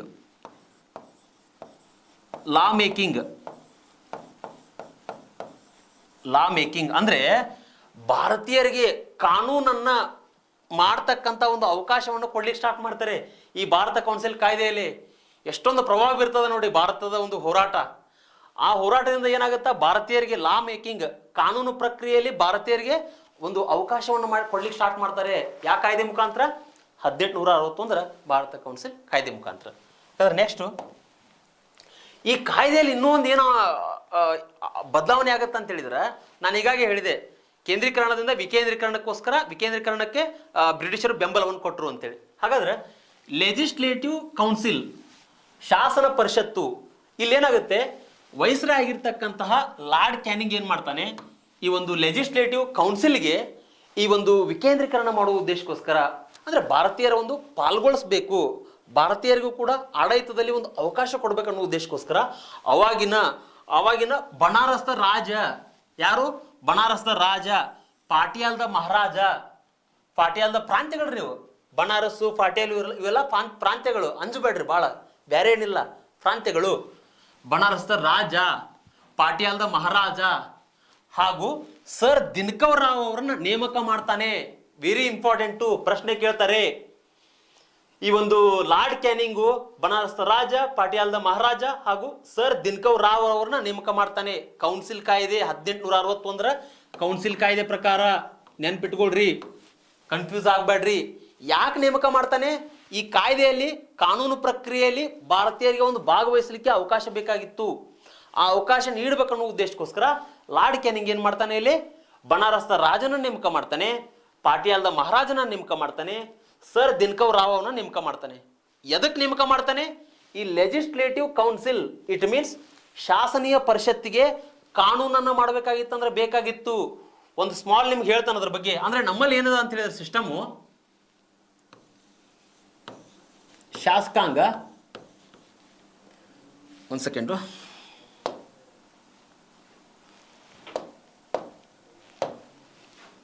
ಓಕೆ, ನಮ್ಮಲ್ಲಿ ಏನದ ಅಂದ್ರೆ ಶಾಸಕಾಂಗ,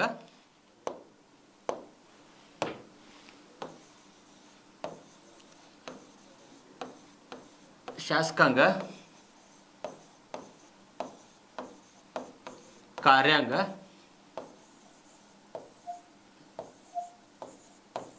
ನ್ಯಾಯಾಂಗ, ಈ ರೀತಿ ಅದಾವ. ನಮ್ಮ ಆಡಳಿತದ ಅನುಕೂಲಕ್ಕೋಸ್ಕರ ಈ ರೀತಿ ಮಾಡ್ಕೊಂಡಿದ್ದೀವಿ ನಾವು. ಇದನ್ನ ಯಾಕೆ ಹೇಳ್ತಾ ಇದ್ದೇನೆ ಅಂತ ಹೇಳಿದ್ರೆ, ಇದ್ರಲ್ಲಿ ಇಂಟರ್ಲಿಂಕ್ ಕೊಡ್ತೇನೆ ನಿಮಗ್ನ.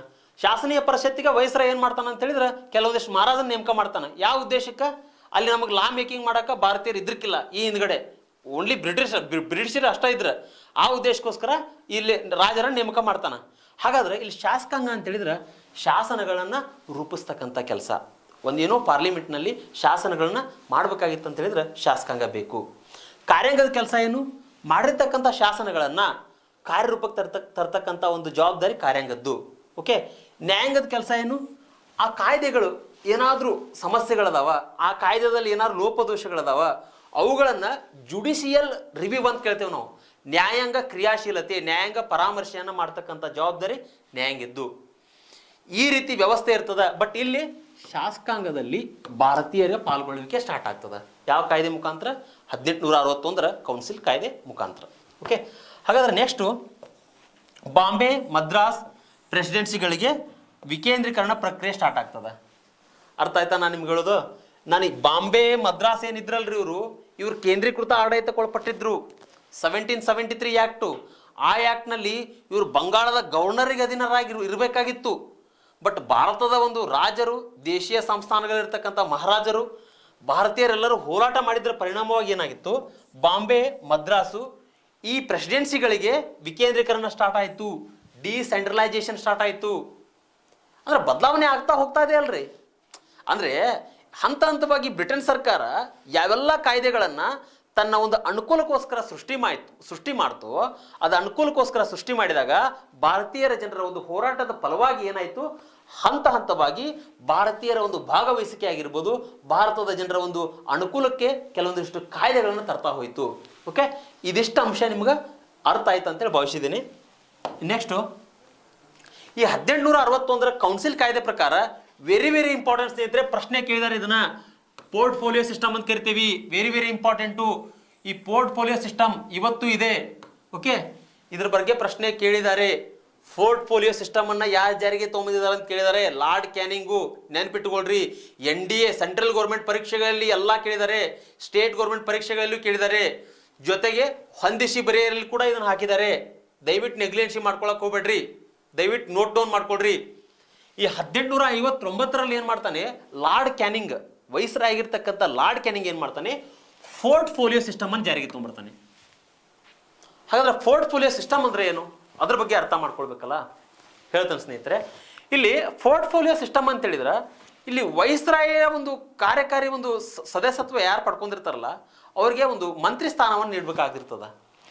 ಶಾಸಕಾಂಗದಲ್ಲಿ ಕೆಲಸ ನಿರ್ವಹಿಸ್ತಕ್ಕಂಥವ್ರು ಎಲ್ಲರಿಗೂ ಕೂಡ ಮಂತ್ರಿ ಸ್ಥಾನ ನೀಡಬೇಕಾಗಿರ್ತದ. ಒಂದು ಮಂತ್ರಿ ಸ್ಥಾನದ ಜೊತೆಗೆ ಇನ್ನೊಂದು ಮಂತ್ರಿ ಸ್ಥಾನವನ್ನು ಅವ್ರು ನಿಭಾಯಿಸ್ಬೋದು. ಓಕೆ, ಇನ್ನೂ ನಿಮಗೆ ಕ್ಲಾರಿಫೈ ಮಾಡ್ತೇನೆ. ಉದಾಹರಣೆಗೆ ನಮ್ಮ ಪ್ರೆಸೆಂಟು ಗೃಹ ಸಚಿವರು ಯಾರದಾರ ಇವಾಗ, ಅರಗ ಜ್ಞಾನೇಂದ್ರ ಅದಾರ. ಓಕೆ, ಅರಗ ಜ್ಞಾನೇಂದ್ರ ಗೃಹ ಸಚಿವರು ಅದಾರ. ಅದರ ಜೊತೆಗೆ ಗೃಹ ಇಲಾಖೆಯ ಜೊತೆಗೆ ಅವರು ಇವತ್ತು ಶಿಕ್ಷಣ ಇಲಾಖೆಯ ಜವಾಬ್ದಾರಿಯನ್ನು ಕೂಡ ಕೊಡಬೇಕಾಗ್ತದೆ ಅವ್ರಿಗೆ. ಅದೇ ಪೋರ್ಟ್ಫೋಲಿಯೋ ಸಿಸ್ಟಮ್. ಅಂದ್ರೆ ಒಂದು ಇಲಾಖೆಯ ಜವಾಬ್ದಾರಿ ಜೊತೆಗೆ ಇನ್ನೊಂದು ಇಲಾಖೆಯ ಜವಾಬ್ದಾರಿಯನ್ನು ಹೊತ್ಕೊಳ್ತಕ್ಕಂಥದ್ದು. ಅಂತಹ ವ್ಯವಸ್ಥೆಯನ್ನ ಲಾರ್ಡ್ ಕ್ಯಾನಿಂಗ್ ತೊಗೊಂಬಂದ. ಹಾಗಾದ್ರೆ ಇಂಪಾರ್ಟೆಂಟ್ ಅಲ್ರಿ ಇದು, ತುಂಬಾ ಇಂಪಾರ್ಟೆಂಟು, ಪರೀಕ್ಷೆಗೂ ಕೇಳ್ತಾರೆ. ಓಕೆ, ಒಂದು ಇಲಾಖೆ ಜೊತೆಗೆ ಇನ್ನೊಂದು ಇಲಾಖೆಯ ಜವಾಬ್ದಾರಿಯನ್ನ ಹೊತ್ಕೊಳ್ತಕ್ಕಂಥ ಒಂದು ವ್ಯವಸ್ಥೆಯನ್ನ ಲಾರ್ಡ್ ಕ್ಯಾನಿಂಗ್ ತೊಗೊಂಬಂದ. ಓಕೆ, ಇದು ಅರ್ಥ ಆಯ್ತು ಅಂತೇಳಿ ನಾನು ಭಾವಿಸಿದ್ದೇನೆ. ನೆಕ್ಸ್ಟ್, ಸುಗ್ರೀವಾಜ್ಞೆಗಳನ್ನು ಹೊರಡಿಸ್ತಕ್ಕಂಥ ಅಧಿಕಾರ ವೈಸ್ರಾಯಿಗೆ ನೀಡಲಾಯಿತು. Very important. ಸುಗ್ರೀವಾಜ್ಞೆ, ಆರ್ಡಿನನ್ಸ್ ಅಂತೇಳಿ ಕರಿತೇವೆ ಇದನ್ನು ನಾವು. ಓಕೆ, ಈ ಸುಗ್ರೀವಾಜ್ಞೆಗಳನ್ನು ಹೊರಡಿಸ್ತಕ್ಕಂಥ ಅಧಿಕಾರವನ್ನು ಯಾರು ನೀಡಲಾಯಿತು, ವೈಸ್ರಾಯನಿಗೆ ನೀಡಲಾಯಿತು. ಓಕೆ, ಅಂದರೆ ಶಾಸಕಾಂಗ ಅಧಿವೇಶನದಲ್ಲಿ, ಅಂದರೆ ಸಂಸತ್ತಿನ ಸದನಗಳ ಅಧಿವೇಶನದಲ್ಲಿ ಇಲ್ಲದೆ ಇರತಕ್ಕಂತಾಗ ರಾಷ್ಟ್ರಪತಿ ಸುಗ್ರೀವಾಜ್ಞೆಗಳನ್ನ ಹೊರಡಿಸ್ಬೋದು. ರಾಜ್ಯದಲ್ಲಿ ಕೂಡ ರಾಜ್ಯಪಾಲ ಸುಗ್ರೀವಾಜ್ಞೆಗಳನ್ನು ಹೊರಡಿಸ್ಬೋದು. ಅಂತ ಒಂದು ಪವರನ್ನು ವೈಸ್ರಾಯನಿಗೆ ನೀಡಲಾಗ್ತದೆ. ಇಲ್ಲಿ ಸುಗ್ರೀವಾಜ್ಞೆ ಅಂದ ತಕ್ಷಣ ನಮ್ಮ ಭಾರತ ಸಂವಿಧಾನದ ರಾಷ್ಟ್ರಪತಿಗೆ 1, 2, 3 123ನೇ ವಿಧಿ ಪ್ರಕಾರ ಸುಗ್ರೀವಾಜ್ಞೆ ಹೊರಡಿಸ್ತಕ್ಕಂಥ ಅಧಿಕಾರ ನೀಡಲಾಗದ. ಈ ಸುಗ್ರೀವಾಜ್ಞೆಯ ಒಂದು ಕಾಲಾವಧಿ ಬಂದ್ಬಿಟ್ಟು ಓನ್ಲಿ 6 ಮಂತು 6 ತಿಂಗಳ ಕಾಲ ಅಷ್ಟೇ ಇರ್ತದ.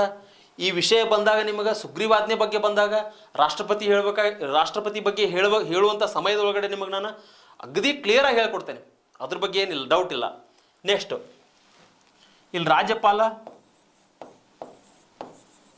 ಸ್ಟೇಟ್ನಲ್ಲಿ 213ನೇ ವಿಧಿ ಪ್ರಕಾರ ರಾಜ್ಯಪಾಲ ಏನು ಮಾಡ್ಬೋದು, ಸುಗ್ರೀವಾಜ್ಞೆಗಳನ್ನ ಹೊರಡಿಸ್ಬೋದು. ಇಲ್ಲಿ ಕೂಡ ಈ ರೀತಿ ಪಾಯಿಂಟ್ಗಳನ್ನ ನೋಟ್ ಡೌನ್ ಮಾಡ್ಕೊಡ್ರಿ.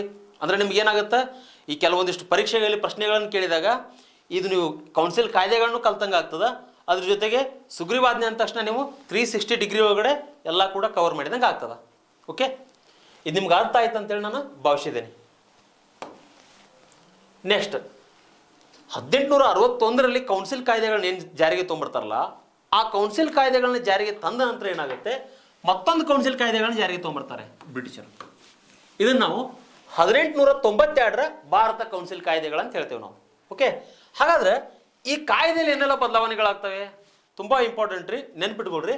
ಈ ಕಾಯ್ದೆಯಲ್ಲಿ ಶಾಸನ ಪರಿಷತ್ತು, ಇಟ್ ಮೀನ್ಸ್ ಲೆಜಿಸ್ಲೇಟಿವ್ ಕೌನ್ಸಿಲ್, ಅದರ ಒಂದು ಕಾರ್ಯವನ್ನು ಹೆಚ್ಚಿಸ್ತಾರೆ,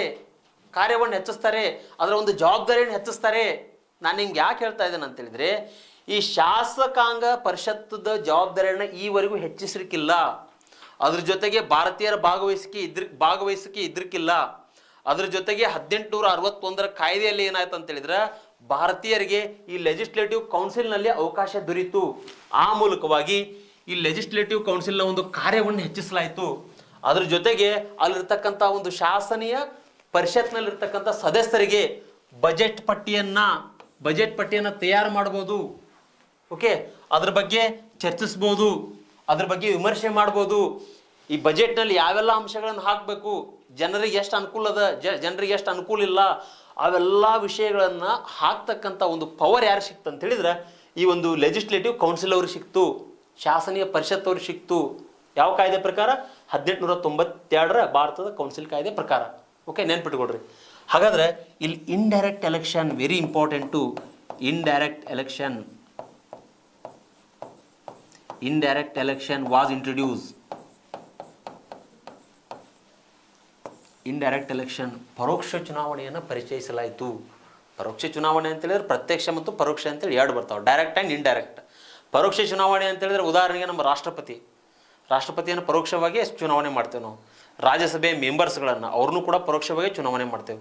ಡೈರೆಕ್ಟ್ ಎಲೆಕ್ಷನ್ ಅಂತ ಹೇಳಿದ್ರೆ ನೇರವಾಗಿಯೇ ಏನಂತೇಳಿದ್ರೆ ಪ್ರತಿನಿಧಿಗಳು ಮತಗಟ್ಟೆಗೆ ಹೋಗ್ಬಿಟ್ಟು ಒಂದು ಸೂಕ್ತವಾಗಿರ್ತಕ್ಕಂಥ ವ್ಯಕ್ತಿಯನ್ನು ಆರಿಸ್ತಕ್ಕಂಥದ್ದು.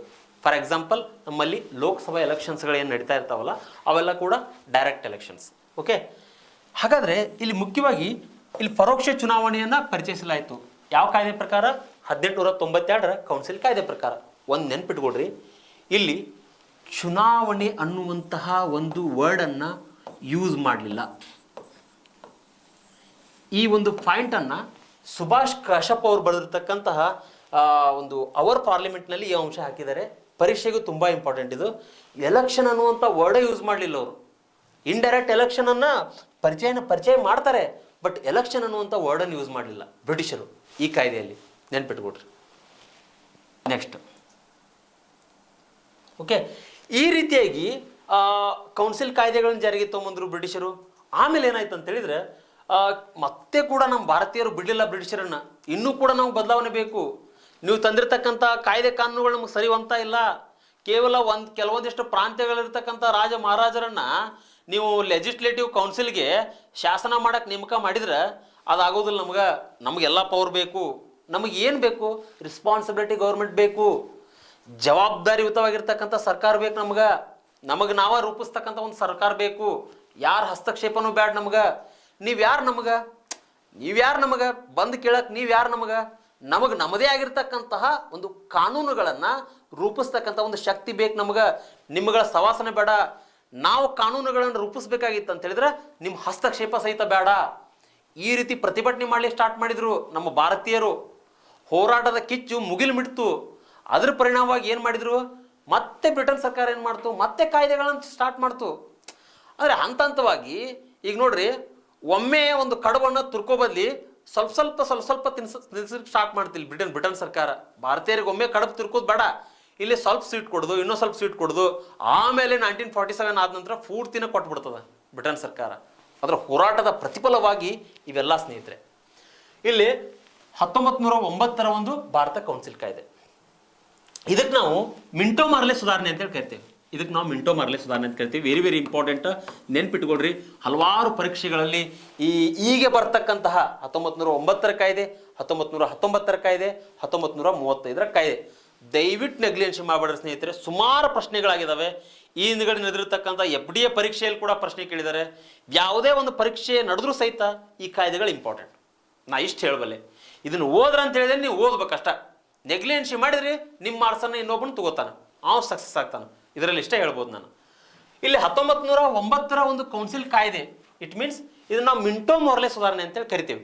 ಹಾಗಾದ್ರೆ ಮಿಂಟೋ ಮಾರ್ಲೆ ಸುಧಾರಣೆ ಅಂತೇಳಿ ಯಾಕೆ ಕರೆದಿವಿ ಅಂತ ಹೇಳಿದ್ರೆ, ಇಲ್ಲಿ ನಾವು ಬ್ರಿಟನ್ನ ವೈಸ್ರಾಯ್ ಆಗಿರ್ತಕ್ಕಂಥ ಲಾರ್ಡ್ ಮಿಂಟೋ ಮತ್ತೆ SOS ಸೆಕ್ರೆಟರಿ ಆಫ್ ಸ್ಟೇಟ್ ಆಗಿರ್ತಕ್ಕಂತಹ ಲಾರ್ಡ್ ಮೊರ್ಲೆ ಅವರು ಈ ಒಂದು ಕಾಯ್ದೆಯನ್ನು ಜಾರಿಗೆ ತಂಬರ್ತಾರೆ.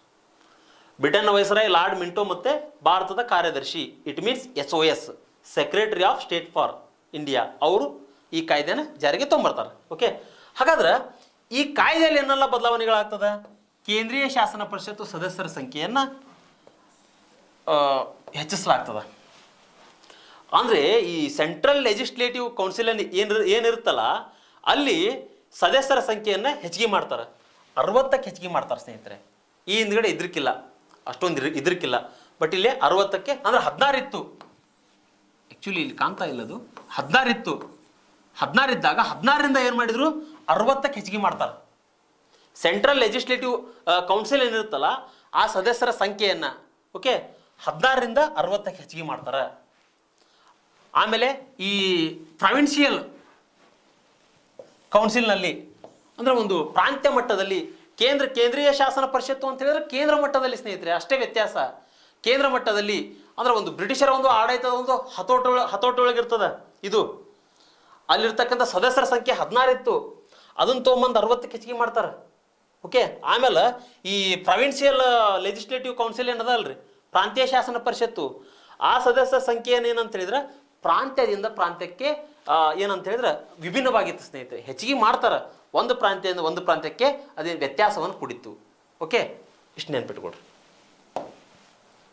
ಹಾಗಾದ್ರೆ ಈ ಕಾಯ್ದೆಯಲ್ಲಿ ಏನು ಬದಲಾವಣೆ ಆಗುತ್ತೆ? 1909 ಕಾಯ್ದೆಯಲ್ಲಿ ಮೊಟ್ಟ ಮೊದಲ ಬಾರಿಗೆ ವೈಸ್ರಾಯ್ ಕಾರ್ಯನಿರ್ವಹಣಾ ಸಮಿತಿಯಲ್ಲಿ ಭಾರತೀಯರಿಗೆ ಸ್ಥಾನ ಸಿಕ್ತು. Very important. ಈ ಹಿಂದ್ಗಡೆ ವೈಸ್ರಾಯ್ ಕಾರ್ಯನಿರ್ವಹಣೆ ಸಮಿತಿ ಒಳಗಡೆ ಏನಾಗಿತ್ತು, ಓನ್ಲಿ ಬ್ರಿಟಿಷ್ ಅಷ್ಟೇ ಇದ್ರು. ಭಾರತೀಯರ ಸ್ಥಾನಮಾನ ಸಿಕ್ಕಿರ್ಕಿಲ್ರಿ. ಯಾಕೆ ಸಿಗಾಗತ್ತಾವ ಅಂತ ಹೇಳಿದ್ರೆ, ಇಂಥ ಅವಕಾಶಗಳು ಭಾರತೀಯರು ಹೋರಾಟ ಸ್ಟಾರ್ಟ್ ಮಾಡಿದಾರಲ್ಲಿ, ನಮಗೆ ಭಾರತ ಬೇಕು, ನಮ್ಮ ದೇಶವನ್ನು ಬಿಟ್ಟು ತೊಲಗ್ರಿ ನೀವು, ನಿಮ್ಮ ಸವಾಸ ಸಾಕಾಗೈತೆ ನಮ್ಗಂತಂದಾಗ ಅವಾಗ ಏನಾಗುತ್ತೆ ಅಂತ ಹೇಳಿದ್ರೆ, ಭಾರತೀಯರ ಮನ ಒಲಸಾಕ ಬ್ರಿಟಿಷರು ಪ್ರಯತ್ನ ಪಡ್ಲಾಕ ಸ್ಟಾರ್ಟ್ ಮಾಡ್ತಾರೆ. ಅದ್ರಾಗ ಏನಾಗುತ್ತೆ, ಈ ವೈಸ್ರಾಯ್ ಕಾರ್ಯಕಾರಿಣಿ ಸಮಿತಿ ಒಳಗಡೆ ಭಾರತೀಯರಿಗೆ ಅವಕಾಶ ಸಿಗ್ತದೆ. ವೆರಿ ಇಂಪಾರ್ಟೆಂಟ್ ಸ್ನೇಹಿತರೆ. ಸತ್ಯೇಂದ್ರ ಪ್ರಸಾದ್ ಸಿನ್ಹಾ ಅವರು ಏನಾಗುತ್ತೆ ಅಂತ ಹೇಳಿದ್ರೆ ಅವ್ರಿಗೆ ಮೊಟ್ಟ ಮೊದಲ ಬಾರಿಗೆ ಅವಕಾಶ ಸಿಗ್ತದೆ. ವೈಸ್ರಾಯ್ ಕಾರ್ಯನಿರ್ವಹಣೆ ಸಮಿತಿ ಒಳಗಡೆ ಮೊಟ್ಟ ಮೊದಲ ಬಾರಿಗೆ ಅವಕಾಶ ಸಿಕ್ಕಿದ್ದು ಯಾರಿಗೆ ಅಂತ ಹೇಳಿದ್ರೆ ಭಾರತೀಯರಾಗಿರ್ತಕ್ಕಂತಹ ಸತ್ಯೇಂದ್ರ ಪ್ರಸಾದ್ ಸಿನ್ಹಾ. ಪರೀಕ್ಷೆಯಲ್ಲಿ ಕೇಳಿದರೆ ಇದನ್ನು ನೋಟ್ ಡೌನ್ ಮಾಡ್ಕೊಡ್ರಿ. Okay, very very important, note down ಮಾಡ್ಕೊಡ್ರಿ. ಇನ್ನು ಇದು ಕೂಡ ಇಂಪಾರ್ಟೆಂಟ್ ಸ್ನೇಹಿತರೆ. FD ಒಳಗಡೆ FDA, SDA, PC, sub inspector, ಇವೆಲ್ಲ ಪರೀಕ್ಷೆಗಳಲ್ಲಿ ಕೂಡ ಕೇಳೇ ಬಿಟ್ಟಿದ್ದಾರೆ. ಅದು ಅದನ್ನಂತ ಹೇಳಿದ್ರೆ ಕಮ್ಯುನಿಯಲ್ ಮಾಡಾಕತ್ಬಿಡ್ತಾನ್ರಿ. ಇಲ್ಲಿ ಕಮ್ಯುನಿಯಲ್ ಸಿಸ್ಟಮ್ ಜಾರಿಗೆ ತೊಗೊಂಡ್ಬಿಡ್ತಾರೆ ಬ್ರಿಟಿಷರಲ್ಲಿ. ಯಾಕೆ ತೊಗೊಂಡ್ಬಿಡ್ತಾರೆ ಅಂತ ಹೇಳಿದ್ರೆ, ಮೊದಲು ಇದ್ರ ಬಗ್ಗೆ ಹೇಳ್ತೀನಿ. ಈ ಭಾರತದಲ್ಲಿ ಕೋಮು ಆಧಾರಿತ ಮುಸ್ಲಿಮರಿಗೆ ಪ್ರತ್ಯೇಕ ಪ್ರಾತಿನಿಧ್ಯತೆ ನೀಡ್ತಾನೆ ಯಾರು? ನಮ್ಮ ಲಾರ್ಡ್ ಮಿಂಟೋ. ಈ ಲಾರ್ಡ್ ಮಿಂಟೋ ಸಾಹೇಬ್ ಏನು ಮಾಡ್ಬಿಡ್ತಾನೆ ಅಂತ ಹೇಳಿದ್ರೆ, ಯಾಕಂತ ಹೇಳಿದ್ರೆ ಅವರು ಒಂದು ತಿಳ್ಕೊಂಡ್ಬಿಡ್ತಾರೆ ಬ್ರಿಟಿಷರು ಸ್ಪಷ್ಟವಾಗಿ. ಈ ಭಾರತದ ಒಂದು ಜನರ ಒಂದು ಅಸ್ಮಿತೆಯನ್ನು ತಿಳ್ಕೊಂಡ್ಬಿಡ್ತಾರೆ. ಅಸ್ಮಿತೆ ಇಟ್ ಮೀನ್ಸ್ ಅವರು ಎಲ್ಲಿ ಇದನ್ನಾಗ್ತಾರೆ, ಎಲ್ಲಿ ಅವರು ಜಾರ್ಕೊಳ್ತಾರೆ, ಭಾರತದ ಒಂದು ಜನರು ಎಲ್ಲಿ ಬದಲಾವಣೆಗಳನ್ನು ಬಯಸ್ಲಿಕ್ಕೆ ಹೋಗೋದಿಲ್ಲ, ಹೆಂಗಾರ ಮಾಡಿ ಇವ್ರು ಬೆಂಕಿ ಹಚ್ಚುವಂಥ ಕೆಲಸ ಮಾಡಬೇಕು, ಹಿಂದೂ ಮುಸ್ಲಿಮರ ನಡುವೆ ಹೋರಾಟವನ್ನು ಹಿಂದೂ ಮುಸ್ಲಿಮರ ನಡುವೆ ಒಡಕುಂಟು ಮಾಡುವಂಥ ಕೆಲಸ ಮಾಡಬೇಕು. ಅದಕ್ಕೆ ಕೈ ಹಾಕ್ಲಿಕ್ಕೆ ಸ್ಟಾರ್ಟ್ ಮಾಡ್ತಾರೆ ರೀ ಬ್ರಿಟಿಷರು. ಒಟ್ಟ ಬಿಡೋದಿಲ್ರಿ ಅವರು. ಅವಾಗಿಂತ ಬಂದವರು ಇವಾಗಿನವರೆಗೂ ಸಹಿತ ಹಿಂದೂ ಮುಸ್ಲಿಂ ನಡುವೆ ಹಲವಾರು ರೀತಿಯಾಗಿರ್ತಕ್ಕಂಥ ಒಡಕನುಂಟು ಮಾಡುವಂಥ ಕೆಲಸ ಮಾಡಿದವ್ರು ಯಾರು ಅಂತ ಹೇಳಿದ್ರೆ ಬ್ರಿಟಿಷರ್ ಸ್ನೇಹಿತರೆ. ಹಾಗಾದ್ರೆ ಇಲ್ಲಿ ಏನು ಮಾಡ್ತಾನೆ, ಭಾರತದಲ್ಲಿ ಕೋಮು ಆಧಾರಿತ ಮುಸ್ಲಿಮರಿಗೆ ಪ್ರತ್ಯೇಕ ಪ್ರಾತಿನಿಧ್ಯತೆ ನೀಡಲಾಗ್ತದೆ. ಅಂದರೆ ಇಟ್ ಮೀನ್ಸ್ ಹೇಳ್ತೇನೆ ನೋಡ್ರಿ, ಮುಸ್ಲಿಮರಿಗೆ ಪ್ರತ್ಯೇಕ ಪ್ರಾತಿನಿಧ್ಯತೆ ಅಂತ ಹೇಳಿದ್ರೆ, ಫಾರ್ ಎಕ್ಸಾಂಪಲ್ ಇವಾಗ ನೋಡ್ರಿ, ಒಂದು ಎಲೆಕ್ಷನ್ನಲ್ಲಿ MLA ಅದಾನ ಅಂತ ತಿಳ್ಕೊಡ್ರಿ. ಇವಾಗ MLA ಫಾರ್ ಎಕ್ಸಾಂಪಲ್ ಯಾರು ಒಂದು ಎಲೆಕ್ಷನ್ಗೆ ಒಬ್ಬ ನಿಂತಿದ್ದಾನ, ಒಬ್ರು MLA ನಿಂತಿದ್ದಾನೆ. ಈಗ ಅವ್ನ ನಾವು ವೋಟ್ ಹಾಕ್ಬೇಕಾಗಿತ್ತು ಅಂತ ಹೇಳಿದ್ರೆ ಇಲ್ಲಿ ಜಾತಿ ತಾರತಮ್ಯ ಇಲ್ಲ. ಅಡಲ್ಟ್ ಫ್ರಾಂಚೈಸ್ ಅಂತೇಳಿ ಕರಿತೇವೆ ನಾವು. ಸಾರ್ವತ್ರಿಕ ಮತದಾನ ಪದ್ಧತಿ ಅಂದ್ರೆ ಜಾತಿ, ಧರ್ಮ, ಲಿಂಗ ತಾರತಮ್ಯ ಯಾವುದೇ ರೀತಿ ಇಲ್ಲದೆ ಸಹಿತ ನಾವು ಹಿಂಗೆ ವೋಟ್ ನೀಡ್ಬೋದು. ಬಟ್ ಇಲ್ಲಿ ಏನಾಗುತ್ತಾ, ಈ ಲಾರ್ಡ್ ಮಿಂಟೋನ್ ಪ್ರಕಾರ ಈ ಮುಸ್ಲಿಂ ವ್ಯಕ್ತಿ ನಿಂತಿದ್ದ ಅಂತ ತಿಳ್ಕೊಡ್ರಿ. ಇಲ್ಲಿ ಮುಸ್ಲಿಂ ವ್ಯಕ್ತಿ ಎಲೆಕ್ಷನ್ ನಿಂತಿದ್ದ, ಕೇವಲ ಮುಸ್ಲಿಮರಷ್ಟ ಆರಿಸ್ತಿರ್ಬೇಕು ಅವನ್ನ, ಬೇರೆ ಜಾತಿಯವ್ರಿಗೆ ಅವಕಾಶ ಇರಲಿಲ್ಲ. ಈ ರೀತಿಯಾಗಿರ್ತಕ್ಕಂಥ ವರ್ಸ್ಟ್ ಪದ್ಧತಿಯನ್ನ ಈ ಲಾರ್ಡ್ ಮಿಂಟೋ ತೊಗೊಂಡ್ಬರ್ತಾನೆ. ಆ ಉದ್ದೇಶಕ್ಕೋಸ್ಕರ ಈ ಲಾರ್ಡ್ ಮಿಂಟೋನನ್ನ ಕೋಮು ಮತದಾರ ವರ್ಗದ ಪಿತಾಮಹ ಅಂತ ಕರಿತೀವಿ ನಾವು. ಪ್ರಶ್ನೆ ಕೇಳಿದಾರೆ ಸ್ನೇಹಿತರೆ, ಕೋಮು ಮತದಾರ ವರ್ಗದ ಪಿತಾಮಹ ಯಾರಂತ ಕೇಳಿದ್ರೆ ಲಾರ್ಡ್ ಮಿಂಟೋ. ವೆರಿ ಇಂಪಾರ್ಟೆಂಟ್, ನೆನ್ಪಿಟ್ಕೊಳ್ರಿ. ಇದ್ರ ಬಗ್ಗೆ ಪ್ರಶ್ನೆ ಕೇಳಿದ್ದಾರೆ, ಇದ್ರ ಬಗ್ಗೆ ಇಂಪಾರ್ಟೆಂಟ್ ಹಲವಾರು ಪರೀಕ್ಷೆಗಳಲ್ಲಿ ಕೇಳಿದ್ದಾರೆ. ಬೇಕಾದ್ರೆ ಕ್ಲಾಸ್ ಹೇಳಿದ ನಂತರ ನೀವು ಕ್ವಶನ್ ಪೇಪರನ್ನು ತೆಗೆದು ನೋಡ್ರಿ. ಓಕೆ, ಇದಿಷ್ಟು ಅರ್ಥ ಆಯ್ತು ಅಂತೇಳಿ ನಾ ಭಾವಿಸಿದ್ದೇನೆ. ಇನ್ನು ನೆಕ್ಸ್ಟ್ 1909 ಒಂದು ಕಾಯ್ದೆ ಆಯಿತು. 1909ರಲ್ಲಿ ಮಿಂಟೋ ಹೊಲಿಗೇರಿ ಮಾಡಿ ಹೋಗ್ಬಿಟ್ಟ. ಮುಸ್ಲಿಮರಿಗೆ ಪ್ರತ್ಯೇಕವಾಗಿರ್ತಕ್ಕಂಥ ಒಂದು ವ್ಯವಸ್ಥೆಯನ್ನು ಕೊಟ್ಬಿಟ್ಟವು, ಎಲೆಕ್ಷನ್ ಮಾಡ್ತಕ್ಕಂಥ ವ್ಯವಸ್ಥೆ. ಅದಾದಮೇಲೆ ನಮ್ಮಲ್ಲಿ ಹಲವಾರು ರೀತಿಯಾಗಿರ್ತಕ್ಕಂಥ ಕಲಹಗಳು ಸ್ಟಾರ್ಟ್ ಆಗ್ತವೆ. ಆ ಉದ್ದೇಶಕ್ಕೋಸ್ಕರ ಮತ್ತೆ ಏನು ಮಾಡ್ತದ ಬ್ರಿಟನ್ ಸರ್ಕಾರ, ಮತ್ತೆ 1919ರಲ್ಲಿ ಮಾಂಟೆಗೋ ಚೇಮ್ಸ್ಬರ್ಡ್ ಸುಧಾರಣೆಯನ್ನು ಜಾರಿಗೆ ತೊಗೊಂಬರ್ತದ. ಮಾಂಟೆಗೋ ಚೇಮ್ಸ್ಬರ್ಡ್ ಸುಧಾರಣೆ 1919ರಲ್ಲಿ ಈ ಒಂದು ಸುಧಾರಣೆಯನ್ನು ಜಾರಿಗೆ ತೊಗೊಂಬರ್ತದ. ಹಾಗಾದ್ರೆ ಮಾಂಟೆಗೋ ಅವರು SOS ಆಗಿರ್ತಾರೆ, ಸೆಕ್ರೆಟರಿ ಆಫ್ ಸ್ಟೇಟ್ ಅಂತೇಳಿ. ಲಾರ್ಡ್ ಚೇಮ್ಸ್ಬರ್ಡ್ ಅವರು ವೈಸ್ರಾಯ್ ಆಗಿರ್ತಾರೆ. ಎಲ್ಲಿ? 1919ರ ಕಾಯ್ದೆ. ಹಾಗಾದ್ರೆ ಈ ಕಾಯ್ದೆಯನ್ನು ಜಾರಿಗೆ ತಂದವರು ಯಾರು? ಮಾಂಟೆಗೋ ಮತ್ತು ಲಾರ್ಡ್ ಚೇಮ್ಸ್ಬರ್ಡ್ ಅಂತೇಳಿ. ಆ ಉದ್ದೇಶಕ್ಕೋಸ್ಕರ ಮಾಂಟೆಗೋ ಚೇಮ್ಸ್ಬರ್ಡ್ ಅಂತೇಳಿ ಇದಕ್ಕೆ ಹೆಸರು ಬಂದದ. ಇಷ್ಟ ಸ್ನೇಹಿತರೆ. ಬಟ್ ನೀವಿಲ್ಲಿ KS ಮೇನ್ಸ್ಗೆ 1919ರ ಕಾಯ್ದೆ ಕುರಿತು ಒಂದೇನೋ ಪ್ರಬಂಧ ಬರೆಯಿರಿ, ಅದ್ರ ಬಗ್ಗೆ ವಿಮರ್ಶಾತ್ಮಕವಾಗಿ ಬರೆಯಿರಿ ಅಂತಂದಾಗ ಈ ವಿಷಯವನ್ನು ನೀವು ಏನು ಮಾಡ್ಬೇಕಂತ ಹೇಳಿದ್ರೆ ಸಮಗ್ರವಾಗಿ ಓದ್ತಾ ಹೋಗ್ಬೇಕು ನೀವು. ಓಕೆ, ಅವಾಗ ಏನಾಗುತ್ತಾ, ನೀವು ಬರೀಲಿಕ್ಕೆ ಏನಾಗ್ತದ, ಒಂದು ಗ್ರಿಪ್ ಸಿಗ್ತದ, ಬೇಕಾದಂಗೆ ಪ್ರಶ್ನೆ ಕೇಳಿದ್ರು. ಬಟ್ ಇಲ್ಲಿ ಸಬ್ ಇನ್ಸ್ಪೆಕ್ಟ್ರು ಕೆಲವೊಂದಿಷ್ಟು ಬೇರೆ ಬೇರೆ ಪರೀಕ್ಷೆಗಳಿಗೆ ತಯಾರಾಗ್ತಕ್ಕಂಥವ್ರು ಒನ್ ಲೈನರ್ ಪ್ರಶ್ನೆ ಕೇಳಿದಾಗ ಅವು ಅಲ್ಲಿ ಕೂಡ ಸಹಾಯ ಆಗ್ತದೆ ನಿಮಗೆ. ಒನ್ ಲೈನರ್ ಪ್ರಶ್ನೆ ಕೇಳಿದಾಗ ಅಲ್ಲಿ ಕೂಡ ಪ್ರಿಲಿಮ್ಸಿಗೆ ಕೂಡ ತುಂಬ ಅವಕಾಶ ಆಗ್ತದ, ಅನುಕೂಲ ಆಗ್ತದ. ಓಕೆ, ಹಾಗಾದ್ರೆ ಇಲ್ಲೇನು ಮಾಡ್ತಾರೆ, ಕೇಂದ್ರ ಪಟ್ಟಿಯಲ್ಲಿ ಕಾನೂನು ಮಾಡುವ ಅಧಿಕಾರ ಕೇಂದ್ರ ಸರ್ಕಾರಕ್ಕೆ ನೀಡ್ತಾರೆ. ಬ್ರಿಟನ್ ಸರ್ಕಾರ ಏನು ಮಾಡ್ತದೆ, ಇಲ್ಲಿ ಸೆಂಟ್ರಲ್ ಲಿಸ್ಟು, ಪ್ರಾವಿನ್ಸಿಯಲ್ ಲಿಸ್ಟ್ ಅಂತೇಳಿ ಮಾಡ್ತದೆ. ಓಕೆ, ಹಾಗಾದ್ರೆ ಕೇಂದ್ರ ಪಟ್ಟಿಯಲ್ಲಿ ಏನಾದರೂ ಕಾನೂನುಗಳಿದ್ರೆ, ಫಾರ್ ಎಕ್ಸಾಂಪಲ್ ಏನೋ ಒಂದು ಡಿಫೆನ್ಸ್ ಆಗಿರ್ಬೋದು, ರಕ್ಷಣೆ ಆಗಿರ್ಬೋದು, ಕೆಲವೊಂದಿಷ್ಟು ಕೇಂದ್ರ ಸರ್ಕಾರದಲ್ಲಿ ಬರ್ತಕ್ಕಂಥ ಕಾಯ್ದೆ ಕಾನೂನುಗಳಾಗಿರ್ಬೋದು, ಆ ಎಲ್ಲ ಕಾಯ್ದೆ ಕಾನೂನುಗಳನ್ನು ನಿರ್ವಹಿಸ್ತಕ್ಕಂಥ ಜವಾಬ್ದಾರಿ ಕೇಂದ್ರ ಸರ್ಕಾರಕ್ಕದ. ಇಟ್ ಮೀನ್ಸ್ ಗವರ್ನರ್ ಜನರಲ್ ಅವನ್ಗದ. ಹಾಗಾದ್ರೆ ಪ್ರಾಂತ್ಯ ಪಟ್ಟಿ ಅಂತ ಹೇಳಿದ್ರೆ, ಓಕೆ, ಪ್ರಾಂತ್ಯ ಪಟ್ಟಿಯಲ್ಲೂ ಸಹಿತ ಇಲ್ಲೇನಂತ ಹೇಳಿದ್ರೆ, ಅಲ್ಲಿ ಕೂಡ ಪ್ರಾಂತ್ಯ ಪಟ್ಟಿಯಲ್ಲೂ ಸಹಿತ ಏನಾಗುತ್ತೆ ಅಂತ ಹೇಳಿದ್ರೆ, ಪ್ರಾಂತ್ಯದಲ್ಲಿ ಆಡಳಿತ ಮಾಡ್ತಕ್ಕಂಥ ಒಂದು ಪ್ರಾಂತೀಯ ಸರ್ಕಾರಗಳಿಗೆ ನೀಡಲಾಗ್ತದೆ. ಓಕೆ, ನೆಕ್ಸ್ಟ್ ಇಲ್ಲಿ ವೆರಿ ಇಂಪಾರ್ಟೆಂಟ್, ನೆನ್ಪಿಟ್ಕೊಡ್ರಿ, ಡಯಾರ್ಕಿ ವಾಸ್ ಇಂಟ್ರೊಡ್ಯೂಸ್. ಡಯಾರ್ಕಿಯನ್ನು ಜಾರಿಗೆ ತಗೊಂಡ್ಬರ್ತಾರೆ ಬ್ರಿಟಿಷರು. ಇಟ್ ಮೀನ್ಸ್ ದ್ವಿಸದನ ಪದ್ಧತಿ ಅಥವಾ ದ್ವಿಸರ್ಕಾರ ಪದ್ಧತಿ. ಅಂದ್ರೆ ಇಲ್ಲೇನ್ ಮಾಡ್ತಾರೆ, ರಿಸರ್ವ್ಡ್ ಅಂಡ್ ಅನ್ರಿಸರ್ವ್ಡ್ ಅಂತೇಳಿ. ಇಟ್ ಮೀನ್ಸ್ ಮೀಸಲು ವಿಷಯಗಳು ಮತ್ತೆ ವರ್ಗಾಯಿಸಿದ ವಿಷಯಗಳು, ಎರಡು ವಿಷಯಗಳನ್ನ ಮಾಡ್ತಾರೆ. ಹಾಗಾದ್ರೆ ಇಲ್ಲಿ ಡಯಾರ್ಕಿಯನ್ನ ಜಾರಿಗೆ ತಂದ ಕಾಯ್ದೆ ಯಾವುದಂತ ಕೇಳ್ತಾರೆ ಸ್ನೇಹಿತರೆ. ನೆನಪಿಟ್ಟುಕೊಳ್ರಿ, ಪ್ರಶ್ನೆ ಕೇಳಿದರೆ 1919ರ ಕಾಯ್ದೆ. ದಯವಿಟ್ಟು ಈ ಪ್ರಶ್ನೆ ಪತ್ರಿಕೆಗಳನ್ನ ಅನಾಲಿಸಿಸ್ ಮಾಡಿ ನೋಡ್ರಿ ನೀವು, ಅದ್ರ ಪ್ರಕಾರನೇ ನಾನು ಹೇಳ್ತಾ ಇರೋದು. ದಯವಿಟ್ಟು ನೋಟ್ ಡೌನ್ ಮಾಡ್ಕೊಳ್ರಿ. ಡಯಾರ್ಕಿಯನ್ನ ಜಾರಿಗೆ ತಂದಿದ್ದು, ದ್ವಿಸರ್ಕಾರ ಪದ್ಧತಿಯನ್ನು ಜಾರಿಗೆ ತಂದ ಕಾಯ್ದೆ ಯಾವುದಂತ ಕೇಳಿದರೆ 1919ರ ಕಾಯ್ದೆ. ಓಕೆ, ಅಲ್ಲಿ ಏನು ಮಾಡ್ತಾರೆ, ರಿಸರ್ವ್ಡ್ ಆ್ಯಂಡ್ ಅನ್ರಿಸರ್ವ್ಡ್ ಮೀಸಲು ವಿಷಯಗಳನ್ನ ಜಾರಿಗೆ ತರ್ತಾರೆ, ಮತ್ತೆ ವರ್ಗಾಯಿಸಿದ ವಿಷಯಗಳನ್ನ ಜಾರಿಗೆ ತೊಂಬರ್ತಾರೆ. ಇಲ್ಲಿ ಮೀಸಲು ಅಂತ ಹೇಳಿದ್ರೆ ಪ್ರಾಂತ್ಯದ ಗವರ್ನರ್ ಮತ್ತು ಅವರ ಒಂದು ಕಾರ್ಯಕಾರಿ ಮಂಡಳಿ. ಅಂದ್ರೆ ಮೀಸಲು ವಿಷಯದಲ್ಲಿ ಪ್ರಾಂತ್ಯದಲ್ಲಿ ಏನು ಗವರ್ನರ್ ಏನು ಇರ್ತಾನಲ್ಲ, ಅವನು ಈ ಮೀಸಲು ವಿಷಯಗಳನ್ನ ನೋಡ್ಕೊಳ್ತಕ್ಕಂಥದ್ದು. ಜೊತೆಗೆ ಎಕ್ಸಿಕ್ಯೂಟಿವ್ ಕೌನ್ಸಿಲ್ ಇರ್ತದೆ. ಎಕ್ಸಿಕ್ಯೂಟಿವ್ ಕೌನ್ಸಿಲು ಜೊತೆಗೆ ಆ ಗವರ್ನರ್ ಇಬ್ಬರು ಕೂಡ್ಕೊಂಡು ಪ್ರಾಂತ್ಯದಲ್ಲಿ ಏನಾದ್ರು ಸಮಸ್ಯೆಗಳಾದ್ರೆ, ಯಾವುದೋ ಒಂದು ಜನರಿಗೆ ಏನಾದ್ರು ಸಮಸ್ಯೆಗಳಾದ್ರೆ ಆ ವಿಷಯಗಳನ್ನು, ಕಾಯ್ದೆ ಕಾನೂನುಗಳನ್ನು ರೂಪಿಸ್ತಕ್ಕಂಥ ಜವಾಬ್ದಾರಿ ಇವ್ರದು. ಇನ್ನು ವರ್ಗಾಯಿಸಿದ ವಿಷಯಗಳು, ಇಲ್ಲಿ ಪ್ರಾಂತ್ಯದ ರಾಜ್ಯಪಾಲ ಮತ್ತು ಭಾರತೀಯರನ್ನೊಳಗೊಂಡ ಮಂತ್ರಿಮಂಡಲ. ಇಲ್ಲಿ ಭಾರತೀಯರಿಗೆ ಅವಕಾಶ ಕೊಡ್ತಾರೆ. ಇಲ್ಲಿ ಭಾರತೀಯರು ಅದಾರ. ಇಲ್ಲಿ ಪ್ರಾಂತ್ಯದ ರಾಜ್ಯಪಾಲನೂ ಇರ್ತಾನೆ, ಅದ್ರ ಜೊತೆಗೆ ಭಾರತೀಯರು ಕೂಡ ಇರ್ತಾರೆ. ಎಲ್ಲಿ? ವರ್ಗಾಯಿಸಿದ ವಿಷಯಗಳಲ್ಲಿ. ಓಕೆ, ಹಾಗಾದ್ರೆ ನೆನ್ಪಿಟ್ಕೊಡ್ರಿ, ವೆರಿ ವೆರಿ ಇಂಪಾರ್ಟೆಂಟು. ಹಲವಾರು ಪರೀಕ್ಷೆಗಳಲ್ಲಿ ಕೇಳಿದ್ದಾರೆ, ಇತಿಹಾಸದಲ್ಲಿ ಕೂಡ ನಿಮ್ಗೆ ಬರ್ತದೆ ಇದು. ಇಲ್ಲಿ ಡಯಾರ್ಕಿಯನ್ನ ಜಾರಿಗೆ ಏನು ತೊಗೊಂಬರ್ತಾರಲ್ಲ, ಡಯಾರ್ಕಿ ಜಾರಿಗೆ ತೊಗೊಂಬಂದಾಗ ಅಲೆಕ್ಸಾಂಡರ್ ಬುದ್ಧಿಮಾನ್ ಅನ್ನುವಂಥ ಒಬ್ಬ ವ್ಯಕ್ತಿಯನ್ನ ಬ್ರಿಟನ್ ಸರ್ಕಾರ ನೇಮಕ ಮಾಡ್ತದ. ಪ್ರಶ್ನೆ ಕೇಳ್ತಾರೆ, ಅಲೆಕ್ಸಾಂಡರ್ ಬುದ್ಧಿಮಾನ್ ಕಮಿಷನ್ ಯಾವುದಕ್ಕೆ ಸಂಬಂಧಪಟ್ಟಿದೆ ಅಂತ ಹೇಳಿದ್ರೆ ಡಯಾರ್ಕಿ ಸಂಬಂಧಪಟ್ಟಿದೆ. ಇದು ಹಲವಾರು ಪುಸ್ತಕಗಳಲ್ಲಿಲ್ಲ, ಬಟ್ ಕ್ವಶನ್ ಆಗಿದೆ. ಅಲೆಕ್ಸಾಂಡರ್ ಬುದ್ಧಿಮಾನ್ ಕಮಿಷನ್ ಯಾವುದಕ್ಕೆ ಸಂಬಂಧಪಟ್ಟಿದೆ ಅಂತ ಹೇಳಿದ್ರೆ ಡಯಾರ್ಕಿಗೆ ಸಂಬಂಧಪಟ್ಟಿದೆ. Very important, ನೆನ್ಪಿಟ್ಕೊಡ್ರಿ.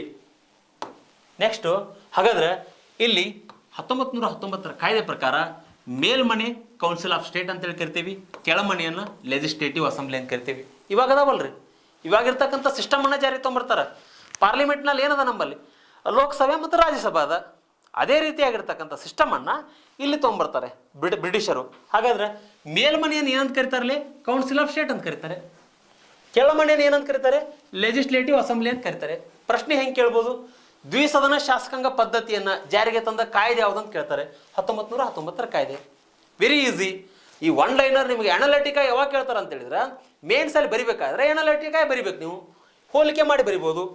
ಭಾರತದ ಸಂಸತ್ತು ಯಾವ ರೀತಿ ರಚನೆ ಆಯ್ತಲ್ಲ ಅದೇ ರೀತಿಯಾಗಿರ್ತಕ್ಕಂಥ ಪದ್ಧತಿಯನ್ನು ಬ್ರಿಟಿಷರು ಅವಾಗಲೇ ಅಡಿಪಾಯ ಹಾಕಿದ್ರು. ಈ ರೀತಿ ಕೆಲವೊಂದಿಷ್ಟು ಪಾಯಿಂಟ್ಸ್ಗಳನ್ನು ಕೊಡ್ತಾ ನೀವು ವಿಮರ್ಶಾತ್ಮಕವಾಗಿ ಬರಿಬೋದು KS ಮೇನ್ಸ್ನಲ್ಲಿ. ಬಟ್ ಇಲ್ಲಿ ಒನ್ ಲೈನರ್ ಪ್ರಶ್ನೆ ಹೆಂಗೆ ಬರ್ತಾವೆ ನಿಮ್ಗೆ? ದ್ವಿಸದನ ಶಾಸಕಾಂಗ ಪದ್ಧತಿಯನ್ನು ಜಾರಿಗೆ ತಂದ ಕಾಯ್ದೆ ಯಾವುದು ಅಂತ ಕೇಳಿದ್ರೆ 1919ರ ಕಾಯ್ದೆ, ಭಾರತ ಸರ್ಕಾರ ಕಾಯ್ದೆ. ಇಷ್ಟೇ. ಓಕೆ. ಹಾಗಾದರೆ ಸುಗ್ರೀವಾಜ್ಞೆ ಇದ್ರ ಬಗ್ಗೆ ಈಗಾಗಲೇ ಮಾತಾಡಿದೆ ನಾನು. ಸುಗ್ರೀವಾಜ್ಞೆ ಅಂದರೆ ಏನು ಸಂಕ್ಷಿಪ್ತವಾಗಿ ಹೇಳಿದ್ದೀನಿ. ಇಲ್ಲಿ ಗವರ್ನರ್ ಜನರಲ್ಗೆ ವಿಶೇಷ ಅಧಿಕಾರವನ್ನು ನೀಡಲಾಗ್ತದೆ. ಏನು ಗವರ್ನರ್ ಜನರಲ್ ಇದ್ದಲ್ಲ ಈ ಸುಗ್ರೀವಾಜ್ಞೆಗೆ ಅಂದ್ರೆ ಒಂದು ವೇಳೆ ಸಂಸತ್ತು ಅಧಿವೇಶನದಲ್ಲಿ ಇಲ್ಲದೇ ಇದ್ದಾಗ ಸುಗ್ರೀವಾಜ್ಞೆಯನ್ನು ಹೊರಡಿಸ್ತಾರೆ. ಅದರ ವ್ಯಾಲಿಡಿಟಿ ಬಂದ್ಬಿಟ್ಟು 6 ಮಂತು. ಓಕೆ. ಆ ಒಂದು ಪವರನ್ನು ಗವರ್ನರ್ ಜನರಲ್ಗೆ ನೀಡಲಾಗ್ತದೆ ಸ್ನೇಹಿತರೆ. ಓಕೆ. ಇಲ್ಲಿ ನೋಡ್ರಿ ಪ್ರತ್ಯೇಕ ಮತದಾರ ವರ್ಗ, ಅಲ್ಲಿ ಬೇರೆ ಹೇಳಿದೆ ನಿಮಗೆ, ಮುಸ್ಲಿಮರಿಗೆ ಪ್ರತ್ಯೇಕ ಮತದಾರ ವರ್ಗ 1909ರಲ್ಲಿ ಜಾರಿಗೆ ತಗೊಂಡ್ಬರ್ತಾರೆ. It was extended. ಅಂದ್ರೆ ಇದನ್ನು ಮತ್ತೆ ಮುಂದುವರಿಸ್ತಾರೆ ಬ್ರಿಟಿಷರು. ಅಷ್ಟು ಜಾಣರಿ ಅವರು. ಮುಸ್ಲಿಮರಿಗೆ ಅಷ್ಟೇ ಕೊಟ್ಟಿದ್ರು. ಬಟ್ ಇಲ್ಲಿ 1919ರ ಕಾಯ್ದೆಯಲ್ಲಿ ಏನು ಮಾಡ್ತಾರೆ? ಪ್ರತ್ಯೇಕ ಒಂದು ಮತದಾರ ವರ್ಗವನ್ನು ಡಿಯರ್ ಸ್ಟೂಡೆಂಟ್ಸು ಇಲ್ಲಿ ಸಿಖ್ರಿಗೂ ಕೊಡ್ತಾರೆ, ಕ್ರಿಶ್ಚಿಯನ್ಸ್ಗೂ ಕೊಡ್ತಾರೆ, ಜೊತೆಗೆ ಆಂಗ್ಲೋ ಇಂಡಿಯನ್ಗೂ ಕೊಡ್ತಾರೆ. ಓಕೆ. ಯುರೋಪಿಯನ್ನರಿಗೂ ಕೂಡ ಕೊಡ್ತಾರೆ. ಬಟ್ ಅಲ್ಲಿ ಪ್ರಶ್ನೆ ಕೇಳಿದರೆ ಮುಸ್ಲಿಮರಿಗೆ ಪ್ರತ್ಯೇಕ ಮತದಾನ ಪದ್ಧತಿಯನ್ನು ಜಾರಿಗೆ ತಂದ ಕಾಯ್ದೆ ಯಾವುದಂತ ಕೇಳಿದರೆ 1909ರ ಕಾಯ್ದೆ. ನೆನಪಿಟ್ಕೊಳ್ರಿ. ಬಟ್ ಇಲ್ಲಿ ನಿಮ್ಗೆ ಪ್ರತ್ಯೇಕ ಮತದಾರ ವರ್ಗ ಏನು ಮಾಡ್ತಾರೆ? ಬ್ರಿಟಿಷರು ಎಕ್ಸ್ಟೆಂಡ್ ಮಾಡ್ತಾರೆ ಅವ್ರಿಗೆ. ಮುಸ್ಲಿಮರಿಗೆ ಅಷ್ಟೇ ಅಲ್ಲ, ಸಿಖ್ರಿಗೂ ಕೊಡ್ತಾರೆ, ಆಮೇಲೆ ಕ್ರಿಶ್ಚಿಯನ್ರಿಗೂ ಕೊಡ್ತಾರೆ, ಆಂಗ್ಲೋ ಇಂಡಿಯನ್ರಿಗೂ ಕೊಡ್ತಾರೆ, ಯುರೋಪಿಯನ್ರಿಗೂ ಕೊಡ್ತಾರೆ. ಈ ರೀತಿ ಎಕ್ಸ್ಟೆಂಡ್ ಮಾಡ್ತಾರೆ. ನೆಕ್ಸ್ಟ್ ಒಂದು ಏನಂತೇಳಿದ್ರೆ ಇವು ಲಂಡನ್ನಲ್ಲಿ ಒಂದು ಭಾರತೀಯರಿಗಾಗಿ ಒಂದು ಹೈ ಕಮಿಷನರ್ ಅನ್ನುವಂಥ ಒಂದು ಹುದ್ದೆಯನ್ನು ನೇಮಕ ಮಾಡ್ತಾರೆ. ಕ್ವಶನ್ ಆಗಿದೆ ಇದು. ಹೈ ಕಮಿಷನರ್ ಹುದ್ದೆಯನ್ನು ನೇಮಕ ಮಾಡಿದ ಕಾಯ್ದೆ ಯಾವುದು ಅಂತ ಕೇಳಿದರೆ ಅದಕ್ಕೆ ಇದನ್ನೊಂಚೂರು ನೋಟ್ ಡೌನ್ ಮಾಡಿಕೊಡ್ರಿ. ಓಕೆ. ಆಮೇಲೆ 1926 ಅಕ್ಟೋಬರ್ 1ರಂದು ಕೇಂದ್ರ ಲೋಕಸೇವಾ ಆಯೋಗದ ಸ್ಥಾಪನೆ ಮಾಡಲಾಗ್ತದೆ. ಓಕೆ. ಲಾರ್ಡ್ ಲೀ ಅವರ ಅಧ್ಯಕ್ಷತೆಯಲ್ಲಿ ಈ ಒಂದು UPSC ಸ್ಥಾಪನೆ ಆಗ್ತದೆ. ಓಕೆ. ಹಾಗಾದರೆ UPSC ಸ್ಥಾಪನೆ ಆಗಿದ್ದು 1926 ಅಕ್ಟೋಬರ್ 1ರಂದು. ಹಾಗಾದರೆ UPSC ಸ್ಥಾಪನೆ ಆದಾಗ ಅದರ ಮೊದಲ ಅಧ್ಯಕ್ಷ ಯಾರು ಅಂತ ಹೇಳಿದ್ರೆ ಸರ್ ರಾಸ್ ಬಾರ್ಕರ್ ಅಂತೇಳಿ. Sir Ross Barker. ನೆನ್ಪಿಟ್ಕೊಳ್ರಿ, ಪ್ರಶ್ನೆ ಕೇಳ್ತಾರೆ. ದಯವಿಟ್ಟು ನೆಗ್ಲೆನ್ಸಿ ಮಾಡಬೇಡ್ರಿ ಡಿಯರ್ ಸ್ಟೂಡೆಂಟ್ಸು. ವಿಷಯವನ್ನು ಸಮಗ್ರವಾಗಿ ಓದ್ರಿ, ನೆನ್ಪಿಟ್ಕೊಳ್ರಿ. ಓಕೆ. ರಿವಿಷನ್ ಮಾಡ್ರಿ. ಕ್ಲಾಸ್ ಮುಗಿದ ತಕ್ಷಣ ಬೇರೆ ಯಾವುದನ್ನು ಓದಬೇಡ್ರಿ ನೀವು. ಮತ್ತೆ ನಾ ಏನು ಒತ್ತು ಹೇಳ್ತಾ ಇರೋದು, ಇವತ್ತು ರಾತ್ರಿ ಆದರೂ ಸಹಿತ ನೀವು ಇದನ್ನು ರಿವಿಷನ್ ಮಾಡಬೇಕು. 10 ಸಲ ರಿವಿಷನ್ ಮಾಡ್ರಿ, ನೆನಪುಳಿತದ. ಓಕೆ. ನೆಕ್ಸ್ಟ್, ಪ್ರಾಂತ್ಯ ಸರ್ಕಾರಗಳು ತಮ್ಮ ಬಜೆಟ್ಗಳನ್ನು ತಾವೇ ರಚಿಸಿಕೊಳ್ಳುವುದು. ಈ ಹಿಂದ್ಗಡೆ ಏನಾಗಿತ್ತು ಅಂತ ಹೇಳಿದ್ರೆ ಕೇವಲ ಸೆಂಟ್ರಲ್ನಲ್ಲಿ ಅಷ್ಟೇ ಅವಕಾಶ ಇತ್ತು. ಓಕೆ. ಹಾಗಾದರೆ ಇವತ್ತಿನ ತರಗತಿ ಏನಂತ ಹೇಳಿದ್ರೆ ಇಲ್ಲಿಗೆ ಎಂಡ್ ಮಾಡೋಣ ಸ್ನೇಹಿತರೆ, ಇಲ್ಲಿಗೆ ಎಂಡ್ ಮಾಡೋಣ. ಓಕೆ. ಈ ಎಲ್ಲ ವಿಷಯಗಳನ್ನ ಸರಿಯಾಗಿ ಹೇಳಿದ್ದೇನೆ ಅಂತೇಳಿ ನಾನು ಭಾವಿಸ್ತೇನೆ. ಜೊತೆಗೆ ನಿಮ್ಮ ಪರಿಶ್ರಮ ಕೂಡ ತುಂಬ ಮುಖ್ಯ ಇದರಲ್ಲಿ. ಯಾಕಂತೇಳಿದ್ರೆ ನಮ್ಮದು ಒಂದೇನಂತೇಳಿದ್ರೆ ಒಂದು ಸಹಾಯ. ಯಾವ ಊರಿಗೆ ಹೋಗ್ಬೇಕಂತೇಳಿದ್ರೆ ಒಂದು ದಾರಿಯನ್ನು ಅಷ್ಟೇ ತೋರಿಸ್ತೇವೆ ನಾವು ಶಿಕ್ಷಕರು, ಇಲ್ಲಿರ್ತಕ್ಕಂಥ ಫ್ಯಾಕಲ್ಟಿಗಳು. ಆ ದಾರಿಯಲ್ಲಿ ನೀವು ನಡ್ಕೊಂಡು ಹೋಗ್ತಕ್ಕಂಥ ಜವಾಬ್ದಾರಿ ನಿಮ್ಮದು. ಓಕೆ. ನೀವು ಯಾರಿಗೆ ಹೋಗ್ತೀರಿ, ಯಾವ ಊರಿಗೆ ಹೋಗ್ತೀರಿ, ಯಾವ ಪ್ರದೇಶಕ್ಕೆ ಹೋಗ್ತೀರಿ, ನಡೆದುಕೊಂಡು ಹೋಗ್ತಕ್ಕಂಥ ಜವಾಬ್ದಾರಿ ನಿಮ್ಮದು. ಹೇರ್ತಕ್ಕಂಥ ವಿಷಯವನ್ನು ಮನನ ಮಾಡಿರಿ, ಓದ್ರಿ, ರಿಪಿಟೇಷನ್ ಮಾಡಿರಿ. ಇಷ್ಟು ಹೇಳ್ತಾ ನನ್ನ ಒಂದು ವಿಷಯವನ್ನು ನಾನು ಇಲ್ಲಿಗೆ ಮುಗಿಸ್ತಾ ಇದ್ದೀನಿ. ಮುಂದಿನ ಒಂದು ತರಗತಿಯಲ್ಲಿ ಮುಂದಿನ ಅಧ್ಯಯನವನ್ನು ಕಂಟಿನ್ಯೂ ಮಾಡೋಣ. ಎಲ್ಲರಿಗೂ ನಮಸ್ಕಾರ.